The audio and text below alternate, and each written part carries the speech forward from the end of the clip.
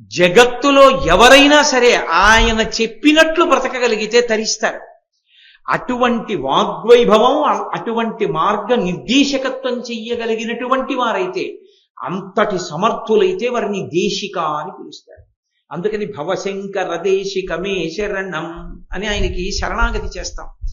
అటువంటి శంకరాచార్యుల వారు కనకధారా స్తోత్రం చెయ్యడం వచ్చేటప్పటికి మొట్టమొదట తన జీవితంలో మొట్టమొదట చేసిన స్తోత్రంలో ఆర్షమైనటువంటి ఈ సిద్ధాంతాన్ని ప్రతిపాదన చేశారు. అప్పటి వరకు భారతదేశంలో ఏమైపోయిందంటే, అంతకు ముందు వచ్చినటువంటి కుమరిల భట్టు, మండల మిశ్రుడు వీళ్ళ యొక్క ప్రభావం చేత కర్మ మార్గం అంటే కర్మకి కట్టుబడ్డం అంతే. బడిబట్ట కట్టుకోవడం అంటే బడిబట్ట కట్టుకోవడం, ఇది ఇలా చేయడం అంటే ఇది ఇలా చేయడం. ఎవరి ప్రీతి కొరకు కాదు, ఇది ఇలా చెయ్యాలి కాబట్టి ఇలా చెయ్యాలంతే. కర్మయందు ప్రీతి తప్ప, కర్మయందు ప్రీతి ఎవరి ప్రీతి కొరకు. ఆ లోపం ఎక్కడుందో దాన్ని సవరించారు శంకరాచార్యులు. కర్మని భక్తితో ముడివేశారు. అది పెద్ద మలుపు. అది ఒక్క శంకర భగవత్పాదులు మాత్రమే సాధించారు. అది కనకధారా స్తోత్రమునందు అంతర్లీనం. అందుకే శంకరాచార్యుల వారు చేసినటువంటి స్తోత్రంలో ఒక అద్భుతం ఉంది. ఆయన అమ్మవారిని రకరకాల పేర్లతో పిలుస్తూ, ఆయన దృష్టికోణమునందు అప్పటి వరకు లోకంలో ఒక మౌఢ్యం ఒకటి ఏర్పాటైపోయింది. నా దేవుడు పక్క దేవుడు మా దేవుడితో సమానం కాడు. సనాతన ధర్మంలో వేదం ప్రతిపాదించినటువంటి దేవతా స్వరూపాలే ఎన్నో ఉన్నప్పటికీ ఆ ఒక్క పరమాత్మయే ఇన్ని రూపాలు పొందాడన్నమాట పక్కన పెట్టి, మేము పట్టుకున్న దేవుడే గొప్పవాడు, మిగిలిన వాడు గొప్పవాడు కాదు. ఈ స్థితి ఏర్పడిపోయినటువంటి రోజులలో శంకరాచార్యుల వారు తన స్తోత్రంలో ఒక అద్భుతాన్ని ఆవిష్కరించారు. అందుకే గిర్దేవతేతి గరుడధ్వజ సుందరీతి శాకాంబరీతి శశిశేఖర వల్లభేతి సృష్టి స్థితి ప్రళయకేళుష సంస్థితాయై తస్మై నమస్త్రిభువనైక గురోస్తరుణ్యై అంటారు. ఆ లక్ష్మీదేవిని పిలుస్తున్నారు. లక్ష్మీదేవిని ఏ పేర్లు పెట్టి పిలిచారు? గీర్దేవతేతి, వాగ్దేవి శారద సరస్వతి ఆవిడే. గీర్దేవతేతి గరుడధ్వజ సుందరీతి, గరుత్మంతుణ్ణి అధిరోహించేటటువంటి శ్రీ మహావిష్ణువు యొక్క ఇల్లాలు లక్ష్మీదేవే. గీర్దేవతేతి గరుడధ్వజ సుందరీతి శాకాంబరీతి, శాకాంబరి ఆవిడే. శశిశేఖర వల్లభేతి, చంద్రరేఖని ధరించేవాడు పరమశివుడు, ఆయన ఇల్లాలు. ఇది సంకుచిత మనస్తత్వం ఉన్న వాళ్ళైతే గుండెలు బాధేసుకుంటాడు. అదేమిటండి లక్ష్మీదేవి సరస్వతీదేవి ఎలా, లక్ష్మీదేవి పరమశివుడికి ఇల్లాలు ఎలా, అబ్బెబ్బెబ్బెబ్బే అలా ఎలా కుదురుతుందండి అని. మీకు నేను ఒక యథార్థం చెప్తున్నాను. శంకరాచార్యుల వారు ఈ స్తోత్రం చేసినప్పుడు అమ్మవారు ప్రత్యక్షమైంది అంగీకరిస్తుంది. అంటే ఒకే పరతత్వము, ఒకే అమ్మవారు. ఒకడు చదువు కోరుకున్నాడు, తెల్లటి బట్ట కట్టుకుని సరస్వతిగా అనుగ్రహిస్తుంది. అదే తత్వము, అదే శక్తి. ఒకడు మంచి పుష్టిని కోరుకున్నాడు, ఎర్రని బట్ట కట్టుకుని పార్వతీదేవిగా అనుగ్రహిస్తుంది. ఒకడు ఐశ్వర్యాన్ని కోరుకున్నాడు, పచ్చటి బట్ట కట్టుకుని ఆవిడే ఐశ్వర్యాన్ని ఇస్తుంది. లక్ష్మిగా ఉండి సరస్వతినివ్వలేదు, సరస్వతిగా ఉండి లక్ష్మినివ్వలేదు, సరస్వతి లక్ష్ములుగా ఉండి పుష్టినివ్వలేదు అనుకుంటే అంతకన్నా అమాయకత్వం ఇంకోటి లేదు. ఈ భేదాన్ని తొలగిస్తూ స్తోత్రం చేశారు శంకరాచార్యుల వారు. గీర్దేవతేతి గరుడధ్వజ సుందరీతి శాకాంబరీతి శశిశేఖర వల్లభేతి. ఇక్కడ మీకు అనుమానం రావచ్చు, ఏమండి బ్రహ్మగారి ఇల్లాలు గీర్దేవతేతి, శ్రీ మహావిష్ణువు యొక్క ఇల్లాలుగా పోనీ చెప్పుకుంటే ఏదో అలా అనుకున్నాం అనుకోండి. సృష్టికర్త బ్రహ్మగారు, బ్రహ్మగారి ఇల్లాలు గీర్దేవి. ఏదో స్థితికర్త శ్రీ మహావిష్ణువు, శ్రీ మహావిష్ణువు యొక్క ఇల్లాలు గరుడధ్వజ సుందరీతి. శశిశేఖర వల్లభేతి, లయకర్త అయిన పరమశివుని యొక్క ఇల్లాలు. సృష్టికర్త, స్థితికర్త, ప్రళయకర్త చెప్పారుగా, మధ్యలో మళ్ళీ శాకాంబరీతి ఎందుకు వచ్చింది? మళ్ళీ ప్రత్యేకంగా శాకాంబరీతి అని ఎందుకు పిలిచారు? అక్కడ బ్రాహ్మణి అన్నం లేక ఏడుస్తోంది దరిద్రంతో. ద్వాదశి నాడు పారణ చెయ్యవలసిన వాడు 4 గింజల కోసం ఎక్కడికో వెళ్ళాడు, భిక్షాటన కోసం. దరిద్రంతో ఉంది. ఒకనాడు లోకం అలమటించిపోతే అన్నం లేక అమ్మవారు, నేను వర్షం కురిపిస్తే వర్షం పడ్డ తర్వాత విత్తనాలు మొలకెత్తేది ఎప్పుడు, పంటలు వచ్చేది ఎప్పుడు, వీళ్ళ కడుపు నిండేది ఇప్పుడని తన శరీరమునందే ఆకులు, కాయలు, పళ్ళు అన్నిటినీ సృజించి వచ్చింది. వస్తే ఆకులు కాయలు పళ్ళు అప్పటికప్పుడు తిని బతికింది ప్రపంచం అంతా. అంత దయాస్వరూపిణి కనుక అప్పటికప్పుడు అన్నం పెట్టిన తల్లి సమస్త వాంగ్మయంలో అమ్మవారి రూపం శాకంబరి. అందుకే శారదా నవరాత్రుల్లో శాకంబరి అమ్మవారిని ఆ రూపంలో ఆరాధన చేస్తాం. కాబట్టి శాకంబరీతి అమ్మ ఆకలితో ఉన్న వాళ్ళని చూస్తే నువ్వు ఓర్వలేవు. బ్రాహ్మణి ఏడుస్తోందమ్మా అన్నం కోసం, నువ్వు అనుగ్రహించవా? లక్ష్మి వేరు, శాకంబరి వేరు, సరస్వతి వేరు, పార్వతి వేరు అయ్యుంటే శంకరులు చేసిన స్తోత్రానికి లక్ష్మీదేవి కనబడుతుందా? స్తోత్రం తప్పు, శంకర అలా పిలవకూడదు. కనబడింది అమ్మవారు, పరమ సంతోషాన్ని పొందింది. ఆమెకి ఇవ్వలేను శంకర. ఎందుకు ఇవ్వలేనో తెలుసా? ఆమె గత జన్మలలో చేసినది లేదు. గత జన్మలలో చేసినది లేదన్న మాటని మీరు జాగ్రత్తగా అర్థం చేసుకోవాలి. ఎప్పుడూ ఏమీ పెట్టలేదా అండి అని అడగచ్చు. 2 కారణముల చేత సంభవం కాదు. ఈ జన్మలో ఏదీ పెట్టి ఉండకపోతే వచ్చే జన్మలో పెట్టడానికి ఏమీ ఉండదు. చెయ్యి ఇలా ఉంటుంది తప్ప ఇలా ఉండదు. కాబట్టి పెట్టి ఉండకపోవచ్చు. 2, ఒకవేళ పెట్టినా రజోగుణంతో నేను పెడుతున్నానన్న అహంకారంతో పెట్టడమే తప్ప పరమేశ్వర ప్రీతి కొరకని పెట్టినది కాకపోవచ్చు. అప్పుడు ఈశ్వరుడి కృపకి అనుసంధానం కాదు. అందుకే కర్మ భగవంతుని యొక్క కృప కొరకు చెయ్యాలి తప్ప తన అహంకారం కోసం చేయకూడదు. నేను చేస్తున్నానని చెప్పి 10 మంది పటాటోపం కోసం చేసినటువంటి పనులు పరమేశ్వర ప్రీతికి కారణములు కావు. అవి ఫలితాలు ఇస్తాయా అంటే చెప్పడం చాలా కష్టం శంకర సిద్ధాంతం.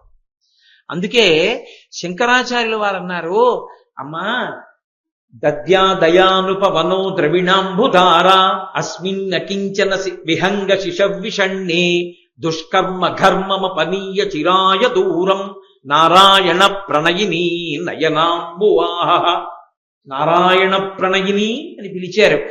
అంత చిన్న వయస్సులో 5 సంవత్సరాలు రాని పిల్లవాడు చేసినటువంటి స్తోత్రం.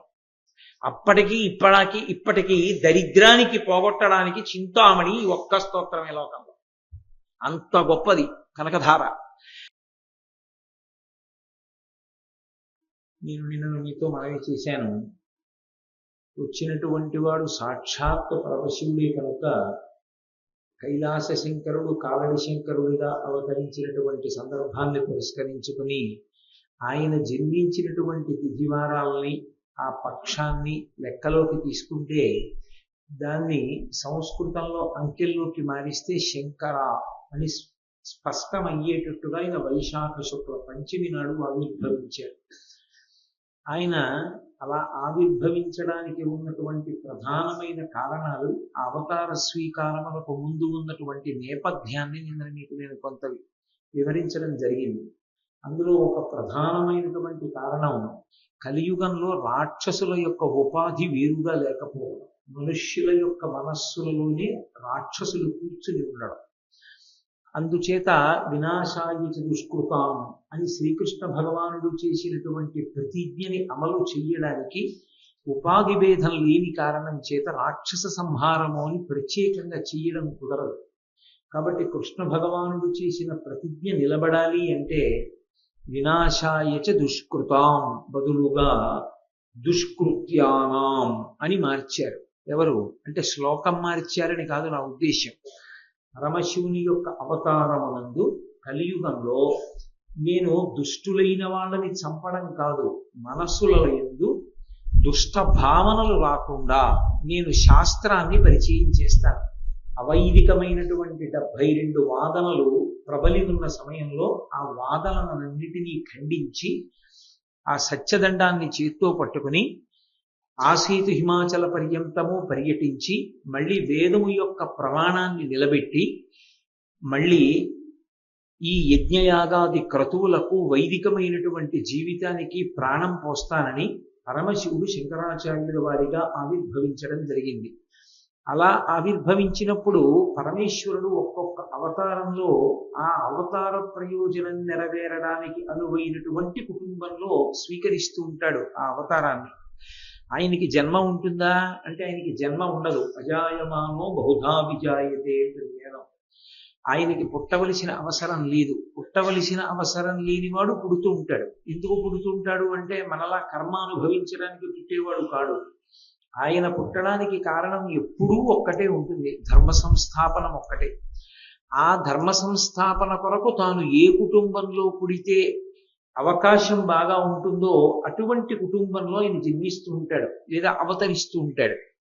అందుకే రామచంద్రమూర్తిగా వచ్చినప్పుడు క్షత్రియ కుటుంబంలో జన్మించాడు. శ్రీకృష్ణ భగవానుడిగా వచ్చినప్పుడు గోపాలుడి యొక్క కుటుంబమునందు జన్మించినప్పటికీ క్షాత్ర ధర్మమును అవలంబించాడు. ఒకానొకప్పుడు వామనమూర్తిగా వచ్చినప్పుడు బ్రాహ్మణ కుటుంబంలో జన్మించాడు. ఎందుచేత అంటే బ్రహ్మచారిగా బలిచక్రవర్తి దగ్గర భూమిని దానం పట్టి మళ్ళీ తిరిగి దేవేంద్రుడికి రాజ్యం ఇవ్వాలి. అందుకని ఉపేంద్రుడిగా వచ్చాడు కనుక ఇంద్రుడి తమ్ముడిగా వచ్చి మళ్ళీ ఇంద్రుడికి రాజ్యం ఇప్పించడం అవతారం యొక్క ప్రధానమైన ధ్యేయం గనక బ్రాహ్మణ కుటుంబంలో వచ్చాడు. ఈసారి శంకర భగవత్పాదులుగా వస్తున్నారు. అంటే మీరు నన్ను ఒక మాట అడగచ్చు, ఏమండి ప్రతిజ్ఞ చేసిన వాడు విష్ణువు కదా, కృష్ణుడు కదా, పరమశివుడు అవతరించడం ఏమిటండి అని. శివుడు విష్ణువు అని రెండు ఉండవు లోకంలో, ఉన్నది ఒకే పరబ్రహ్మము. ఆయా సందర్భములను బట్టి అలా ప్రకాశిస్తూ ఉంటుంది. శంకరాచార్యుల వారే ప్రశ్నోత్తర రత్నమాలిక అని ఒకానొకప్పుడు ఒక గొప్ప గ్రంథాన్ని చేశారు. అందులో సాధకుల పలుపున ఆయనే ప్రశ్న వేసుకుని ఆయనే జవాబు చెప్పారు. అందులో కచ్చ భగవన్ అని ఒక ప్రశ్న, ఎవరు పరమేశ్వరుడు? అందులో ఆయన జవాబు చెప్తూ మహేశ్వర అంటూ, ఆ మహేశ్వరుడు అనేటటువంటి వాడు ఎలా ఉంటాడు అన్నదానికి ఆయన శివనారాయణాత్మైక స్వరూప అన్నారు.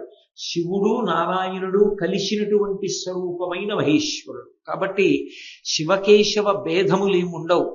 ఆయా అవసరాన్ని బట్టి ఆయా రూపాన్ని పరమేశ్వరుడు పొందుతుంటాడు. ఒక్కొక్క చోట ఆయన పువ్వు చేత ప్రీతి చెందుతాడు, ఒక్కొక్క చోట తులసి దళం చేత ప్రీతి చెందుతూ ఉంటాడు. ఒక్కొక్క నాడు మానాథుడై ఉంటాడు, అంటే లక్ష్మీనాథుడై ఉంటాడు. ఒక్కొక్క రోజున పార్వతీపతి అయి ప్రకాశిస్తాడు. ఒకనాడు బిలోదళంతో పూజెందుకుంటాడు, ఒకరోజు తులసి దళంతో పూజెందుకుంటాడు. ఆయా సందర్భాలని బట్టి ఆయా అవసరాల్ని బట్టి భగవంతుడు ప్రకాశిస్తాడు తప్ప నిజానికి శివుడు విష్ణువు అని భేదాలు ఉండవు. అందుకే కృష్ణ భగవానుడు చేసినటువంటి ప్రతిజ్ఞని నిలబెట్టడం తన కర్తవ్యంగా స్వీకరించి శివస్వరూపం శంకరాచార్యుల వారిగా వచ్చింది. వచ్చినప్పుడు జ్ఞాన ప్రబోధం చెయ్యవలసినటువంటి అవతారం ఆ అవతారం. జ్ఞాన ప్రబోధం చెయ్యాలి అంటే వైదికమైనటువంటి కర్మానుష్ఠానం కలిగినటువంటి కుటుంబంలో పుడితే తప్ప అది సాధ్యం కాదు. వైదికమైనటువంటి కర్మానుష్ఠానములు కలిగినటువంటి కుటుంబం బ్రాహ్మణ కుటుంబం అయి ఉంటుంది. కాబట్టి అలా వేదానికి కట్టుబడి బ్రతికేటటువంటి బ్రాహ్మణ కుటుంబాన్ని ఎంచుకుని కాలడి అగ్రహారంలో శివగురువు ఆర్యాంబలకి కుమారుడై జన్మించారు. సరే, ఆయన పుట్టినదాదిగా అవతార స్వరూపం కనుక చాలా తొందరగా ఆయన పని చక్కబెట్టుకోవాలి. యథార్థమునకు ఆయన శివగురువు ఆర్యాంబతో స్వప్నంలో చెప్పిన మాట, నేను కేవలం 8 సంవత్సరములు మాత్రమే ఈ భూమండలం మీద ఉంటాను అన్నారు. కానీ 8 సంవత్సరములకు ఉపనయనమయ్యే అవకాశం ఉండదు. ఎంత కామ్యోపనయనం చేసినా 5వ ఏట చెయ్యాలి. అందుకే అది అవతారమూర్తి అయిన కారణం చేత, లేదా కొన్ని సందర్భాలలో గత జన్మలలో చేసుకున్నటువంటి భక్తి కూడా కారణమై ఉంటుంది. ఈ అవతారంలో మాత్రం అవతారం అవడమే కారణం. అందుకే 3వ సంవత్సరం వచ్చేటప్పటికీ ఆయనకి ప్రాంతీయ భాషల యందు సమగ్రమైనటువంటి అధికారం ఏర్పడింది. 5వ సంవత్సరం వచ్చేటప్పటికీ సంస్కృత భాష మీద విశేషమైనటువంటి పట్టు ఏర్పడింది. ఇప్పుడు వేదం చదువుకోవాలన్నా, వేదానికి ఉపాంగాలు చదువుకోవాలన్నా తప్పకుండా ఉపనయనం అవ్వాలి. ఉపనయనం అయితే తప్ప గురువుగారి దగ్గరికి వెళ్ళడం కుదరదు. ఉపనయనము అంటేనే గురువుగారి దగ్గరకు వెళ్ళుట వేదం చదువుకోవడానికి. కాబట్టి ఇంత తెలివైనటువంటి పిల్లవాడిని 8వ సంవత్సరం వరకు వచ్చే పర్యంతము కూడా ఆయనకి ఉపనయనం చెయ్యకుండా ఉంచేస్తే ఆయన వేదం చదువుకోవడానికి కావలసినటువంటి అవకాశాన్ని దూరం చేసినట్టు అవుతుంది. అందుకే శాస్త్రం చదువుకోవడానికి అవకాశం ఇవ్వడానికి అప్పటికే శివగురువు శరీరాన్ని విడిచిపెట్టాడు. ఆర్యాంబ గారు నిర్ణయం చేసుకున్నారు, ఈ పిల్లవాడికి ఉపనయనం చెయ్యాలి అని. 8వ ఏట 5వ ఏటనే ఉపనయనం చెయ్యాలి అనుకున్నారు. సాధారణంగా బ్రాహ్మణునకు గర్భాష్టమంలోనే ఉపనయనం. గర్భాష్టమము అంటే బయటికి వచ్చిన తరువాత 8 సంవత్సరాల వయస్సు, అప్పుడు ఉపనయనం కాదు. 7 సంవత్సరముల 2 నెలలకి ఉపనయనం చెయ్యాలి. అంటే అమ్మ కడుపులో ఉన్నటువంటి 10 నెలల్ని కూడా లెక్కలోకి తీసుకుని 7 సంవత్సరముల 2 నెలలు యథార్థమైనటువంటి ప్రాయం. ఆ వయస్సులో ఉపనయనం చేస్తే బాగా పట్టిస్తుంది గాయత్రి. కాబట్టి 7 సంవత్సరముల 2 నెలలు వస్తే తప్ప ఉపనయనం చేయడం కుదరదు. కానీ పిల్లవాడికి 5వ సంవత్సరం వచ్చేటప్పటికే విశేషమైనటువంటి అధికారం వచ్చింది భాష మీద. ఇప్పుడు ఆయనకి వయసు వచ్చేంత వరకు మేము ఉపనయనం చెయ్యము ఇంట్లో పెట్టి కూర్చుంటే శాస్త్రాధ్యయనం చేసే అవకాశాన్ని దూరం చేసినట్టు అవుతుంది. అందుకే ఒక మినహాయింపు ఇచ్చింది శాస్త్రం. ఒకటి నిత్యోపనయనము అని పిలుస్తారు. నిత్యోపనయనము అంటే సాధారణంగా ఓ బ్రాహ్మణ కుటుంబంలో జన్మించి అందరు పిల్లలు ఎలా పెరుగుతారో అలాగే పెరుగుతూ సామాన్యమైనటువంటి తెలివితేటలుండి నిత్య నైమిత్తిక కర్మానుష్ఠానమును చేసుకుని గాయత్రి యొక్క అనుగ్రహం చేత ధారణాశక్తి పెంపొందడానికి, దుష్టమైనటువంటి భావనలకు దూరంగా ఉండి బ్రాహ్మణ జన్మ తాను 10 విషయాల్ని తెలుసుకుని సమాజం బ్రతకడానికి, సమాజం వైదికంగా ఉండడానికి కావలసినటువంటి ప్రజ్ఞని పంచిపెట్టవలసినటువంటి కర్తవ్యతానిష్టతో కూడుకుని ఉన్నది కనుక అటువంటి అనుగ్రహం గాయత్రీదేవి యొక్క ప్రచోదనం వలన సంభవిస్తుంది కనుక 7 సంవత్సరముల 2 నెలలకి లింగ వివక్ష తెలిసే వయస్సుకి బ్రహ్మచారికి ఉపనయనం చెయ్యాలి అని సిద్ధాంతం. కానీ అసాధారణమైనటువంటి తెలివితేటలు కలిగినటువంటి పిల్లలకి 5వ సంవత్సరంలోనే ఉపనయనం చేసేస్తారు. ఎందుకంటే వాళ్ళు చదువుకోవడానికి అవకాశం ఇచ్చేయడానికి. దాన్ని కామ్యోపనయనము అని పిలుస్తారు. శంకరాచార్యుల వారికి చేసిన ఉపనయనం నిత్యోపనయనం కాదు, అది కామ్యోపనయనం. అందుకే 5వ ఏటనే ఆయనకు ఉపనయనం చేశారు. 5వ ఏట శంకరాచార్యుల వారికి ఉపనయనం చెయ్యాలి అని తల్లిగారు నిర్ణయం తీసుకునే లోపలే శంకరాచార్యుల వారు ఒక అద్భుతమైనటువంటి ప్రజ్ఞని చూపించారు. పంచకావ్యాలవి చదువుకుంటూ అప్పటికే గురువు గారి దగ్గర సంస్కృత భాష మొదలైనవి నేర్చుకుని దాని మీద మంచి అధికారం సంపాదిస్తున్న రోజులు.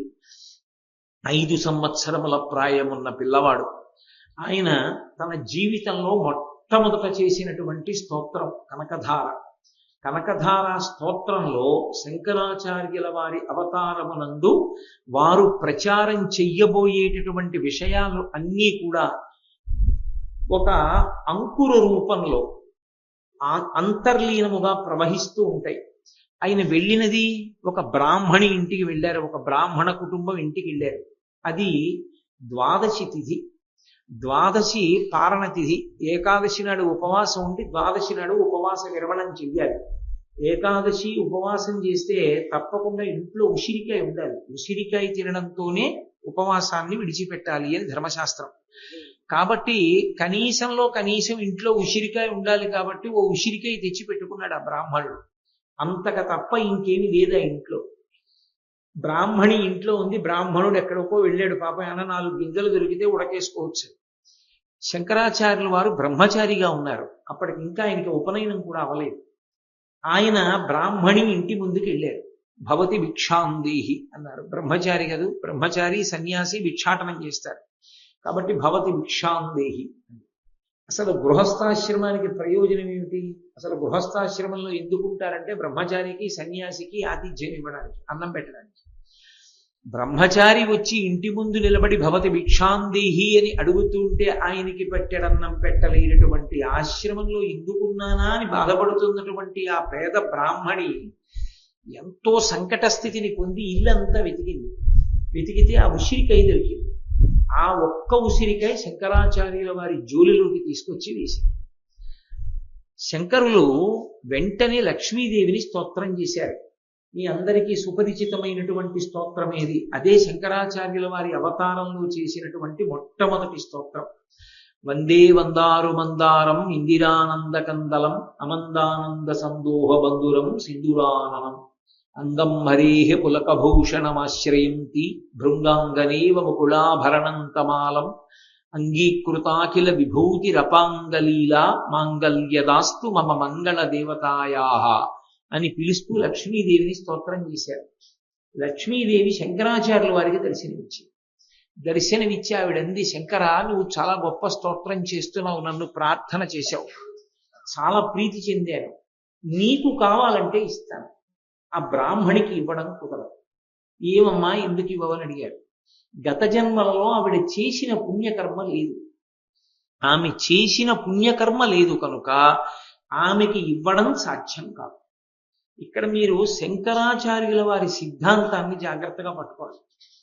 కేవలము కర్మ చెయ్యడం కాదు, కేవలము కర్మ. రమణుడు కూడా ఉపదేశసారంలో అదే అంటారు, కర్మ తజ్జడం. కర్మ వలన ఫలితం వస్తుంది అనుకుంటే పొరపాటు. అన్ని వేళలా చేసిన పని వలన ప్రయోజనం వచ్చేసేయడమే నిశ్చయం అయితే సత్యనారాయణ వ్రతం చేసుకున్నటువంటి వాళ్ళందరూ పీటల మించి లేచేటప్పటికీ వాళ్ళ కోరికలు తీరిపోవాలి. వాళ్ళ అబ్బాయికి ఉద్యోగం వచ్చేసినటువంటి ఉత్తర్వులు వచ్చేయాలి, వాళ్ళ అమ్మాయికి పెళ్లి కుదిరిపోవాలి. మరి ఎందుకు అవదు? కర్మ వలన కాదు, మీరు చేసిన కర్మ వలన ప్రీతి చెందిన పరమేశ్వరుని యొక్క అనుగ్రహము వలన కార్యము సిద్ధిస్తుంది. ప్రధానమైన మాట ఏది అంటే ఈశ్వరుని యొక్క తృప్తి. ఈశ్వరుడు తృప్తి దేనికి చెందడు అంటే ఈ కర్మ నేను చేస్తున్నానన్న భావనలో అహంకారము పొడసూపితే, నేను తప్ప ఇలా చెయ్యగలిగిన వాడు ఎవరున్నాడు అన్న అహంకారంతో చేస్తున్నాడు అనుకోండి, అందులో భక్తి ముడిపడలేదు. నేనెంతటి వాణ్ణి, పరమేశ్వరుడు అనుగ్రహించాడు కాబట్టి నేను ఆయన చేతి పనిముట్టునై ఆయనకి పనికొచ్చాను, ఇంతకన్నా నా జన్మకి సార్థక్యమే ఉంది, నా తండ్రి నన్ను ఉత్తమమైన మార్గంలో నడిపిస్తున్నాడన్న భావన కలిగి ఆ సంతోషంతో ఆ భక్తితో చేసినటువంటి కర్మ ఈశ్వరుని యొక్క అనుగ్రహములకు పాత్రుడయ్యేటట్టు చేస్తుంది తప్ప కేవలముగా కర్మ అన్ని వేళలా ఫలితాన్ని ఇవ్వదు. భక్తితో చేసిన కర్మ మాత్రమే అనుగ్రహిస్తుంది. అందుకే శంకరాచార్యుల వారికి దేశిక అని ఒక బిరుదునామం ఏమి దేశిక అని గురువుల్ని పిలుస్తారు. అందుకే మనం తోటకాష్టకం చేస్తున్నప్పుడు భవశంకర దేశికమే శరణం అంటూ ఉంటాం. ప్రతి శ్లోకం చివర కూడా భవశంకర దేశికమే శరణం. శంకర దేశికులు అన్న మాటకు అర్థం ఏంటి? దేశిక అంటే ఒక దేశమునందున్నవాడు అని ఒక అర్థం. దేశము అన్నప్పుడు ఖచ్చితంగా దిక్కుల మధ్య ఉన్నది అని గుర్తు. దానికి ఎల్లలు ఉంటాయి. తూర్పున బంగాళాఖాతము, పడమన అరేబియా మహాసముద్రము, ఉత్తరమున హిమాలయ పర్వతములు, దక్షిణమున హిందూ మహాసముద్రము, దీని మధ్యలో ఉన్న దేశం. అప్పుడు దానికి ఎల్లలు ఉన్నాయి. తూర్పు, పశ్చిమం, ఉత్తరం, దక్షిణం 4 దిక్కుల్లా ఎంతవరకు పరివ్యాప్తమై ఉన్నది అన్నది చెప్తారు. అది ఒక దేశం. దేశము అంటే ఒక ప్రాంతము. అలాగే దేశము, ఆదేశము, సందేశము, వీటన్నింటినీ దేశమనే పిలుస్తాం. ఉపదేశము, ఇవి ఆజ్ఞా సంబంధం లేదా వార్తని పంపించడం. సందేశము వార్తని పంపించడం. ఉపదేశము అంటే అంటే సమీపమునందు, భగవంతుడికి దగ్గరగా వెళ్ళడానికి కావలసినటువంటి ఒక ఉపకరణాన్ని అందించడం ఉపదేశము. దేశిక అన్న మాటకు అర్థం ఏమిటంటే మీరు పరమేశ్వరుణ్ణి చేరుకోవడానికి ఏ మార్గంలో ప్రయాణిస్తే చేరుకోగలరో ఆ మార్గాన్ని వేద విహితంగా, వేదములను బాగా చదువుకున్నటువంటి వాడై, తాను స్పష్టముగా మార్గమును తెలుసుకున్నవాడై, తాను ఏ అయోమయం లేకుండా, ఇతరులను అయోమయానికి గురి చెయ్యకుండా భగవంతుణ్ణి చేరుకోవడానికి ఎవరెవరి శక్తిని బట్టి వాళ్ళకి తగిన మార్గాన్ని ఉపదేశించగలిగినటువంటి సమర్థుడైన గురువులకు దేశికుడని పేరు. దేశికుడంటే మార్గమును చూపించువాడు. శంకరాచార్యుల వారి కాళ్ళు పట్టుకుంటే ఏమవుతుంది? శంకర భగవత్పాద. శంకరుల పాదం పట్టుకుంటే భగవంతుని పాదం దొరుకుతుంది. అంటే వారు గురువై పరమేశ్వరుడి చెంతకి చేరుస్తారు. లోకంలో ఒక సంప్రదాయం ఉంది, గురువు ఉండి తీరాలి జన్మకి. గురువు లేని జన్మ అర్ధరహితమైన జన్మ. గురువు ఉండాలి తప్పకుండా. కానీ గురువు లేకపోతే ఏం చెయ్యాలి అని అడిగారు. శంకరాచార్యుల వారి మూర్తిని ఇంట్లో పెట్టుకుని వారిని గురువుగా వరించవచ్చు. ఈయనే మా గురువు గారు అనొచ్చు. అలా అనుమతింపబడింది ఒక్క శంకరాచార్యుల వారి విషయంలోనే, ఇక ఇతరులకు చెల్లదు. ఒక్క శంకర భగవత్పాదుల మూర్తిని ఇంట్లో పెట్టుకుని ఈయన మా గురువు గారు అని రోజు గురు బ్రహ్మ, గురు విష్ణు, గురుదేవో మహేశ్వర, గురు సాక్షాత్ పరబ్రహ్మ, తస్మై శ్రీ గురవై నమః అని శంకరాచార్యుల వారికి నమస్కారం చేయడాన్ని ఉపాసనా మార్గాలు అంగీకరించాయి. అందుకని శంకరులు అందరికీ గురువు, అందరికీ గురువు. అందుకే వారికి జగద్గురువు అని ఒక పేరు. జగద్గురువు అన్న మాటని ఎవరు పడితే వాళ్ళు తీసుకొచ్చి తగిలించేసుకోకూడదు. ప్రతి వాళ్ళు తీసుకొచ్చి ఆ పేరుని తగిలించుకునేటంత చౌకబారు పేరు కాదది. ఇవాళ అన్నిటికన్నా తేలికైపోయింది ఏమిటంటే గురు శబ్దాన్ని రకరకాలుగా అన్వయించుకోవడం అలవాటైపోయింది. అలా కాదు.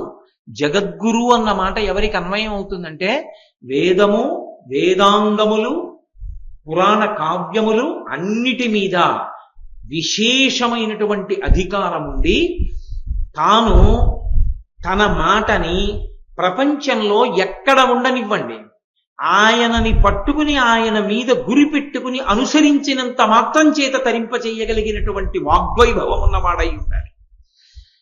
ఇక్కడే ఉండక్కర్లేదు. గురువు గారు వెళ్ళరు సముద్రాలు దాటి, శంకరాచార్యుల వారు వెళ్ళలేదు, భారతదేశంలోనే ఉన్నారు. కానీ శంకరాచార్యుల వారి మాట పట్టుకున్నాడు ఎవరో ఎక్కడో ఏ దేశంలోనో పట్టుకున్నాడు. పట్టుకుని శంకరాచార్యుల వారు మా గురువు గారు, అంతే, వారు చెప్పినట్లుగా నేను బ్రతుకుతానన్నారు. శంకరుల మాట పట్టుకుని ఈ జగత్తు యందు ఎక్కడ ఉన్నా నువ్వు తరించిపోవచ్చు.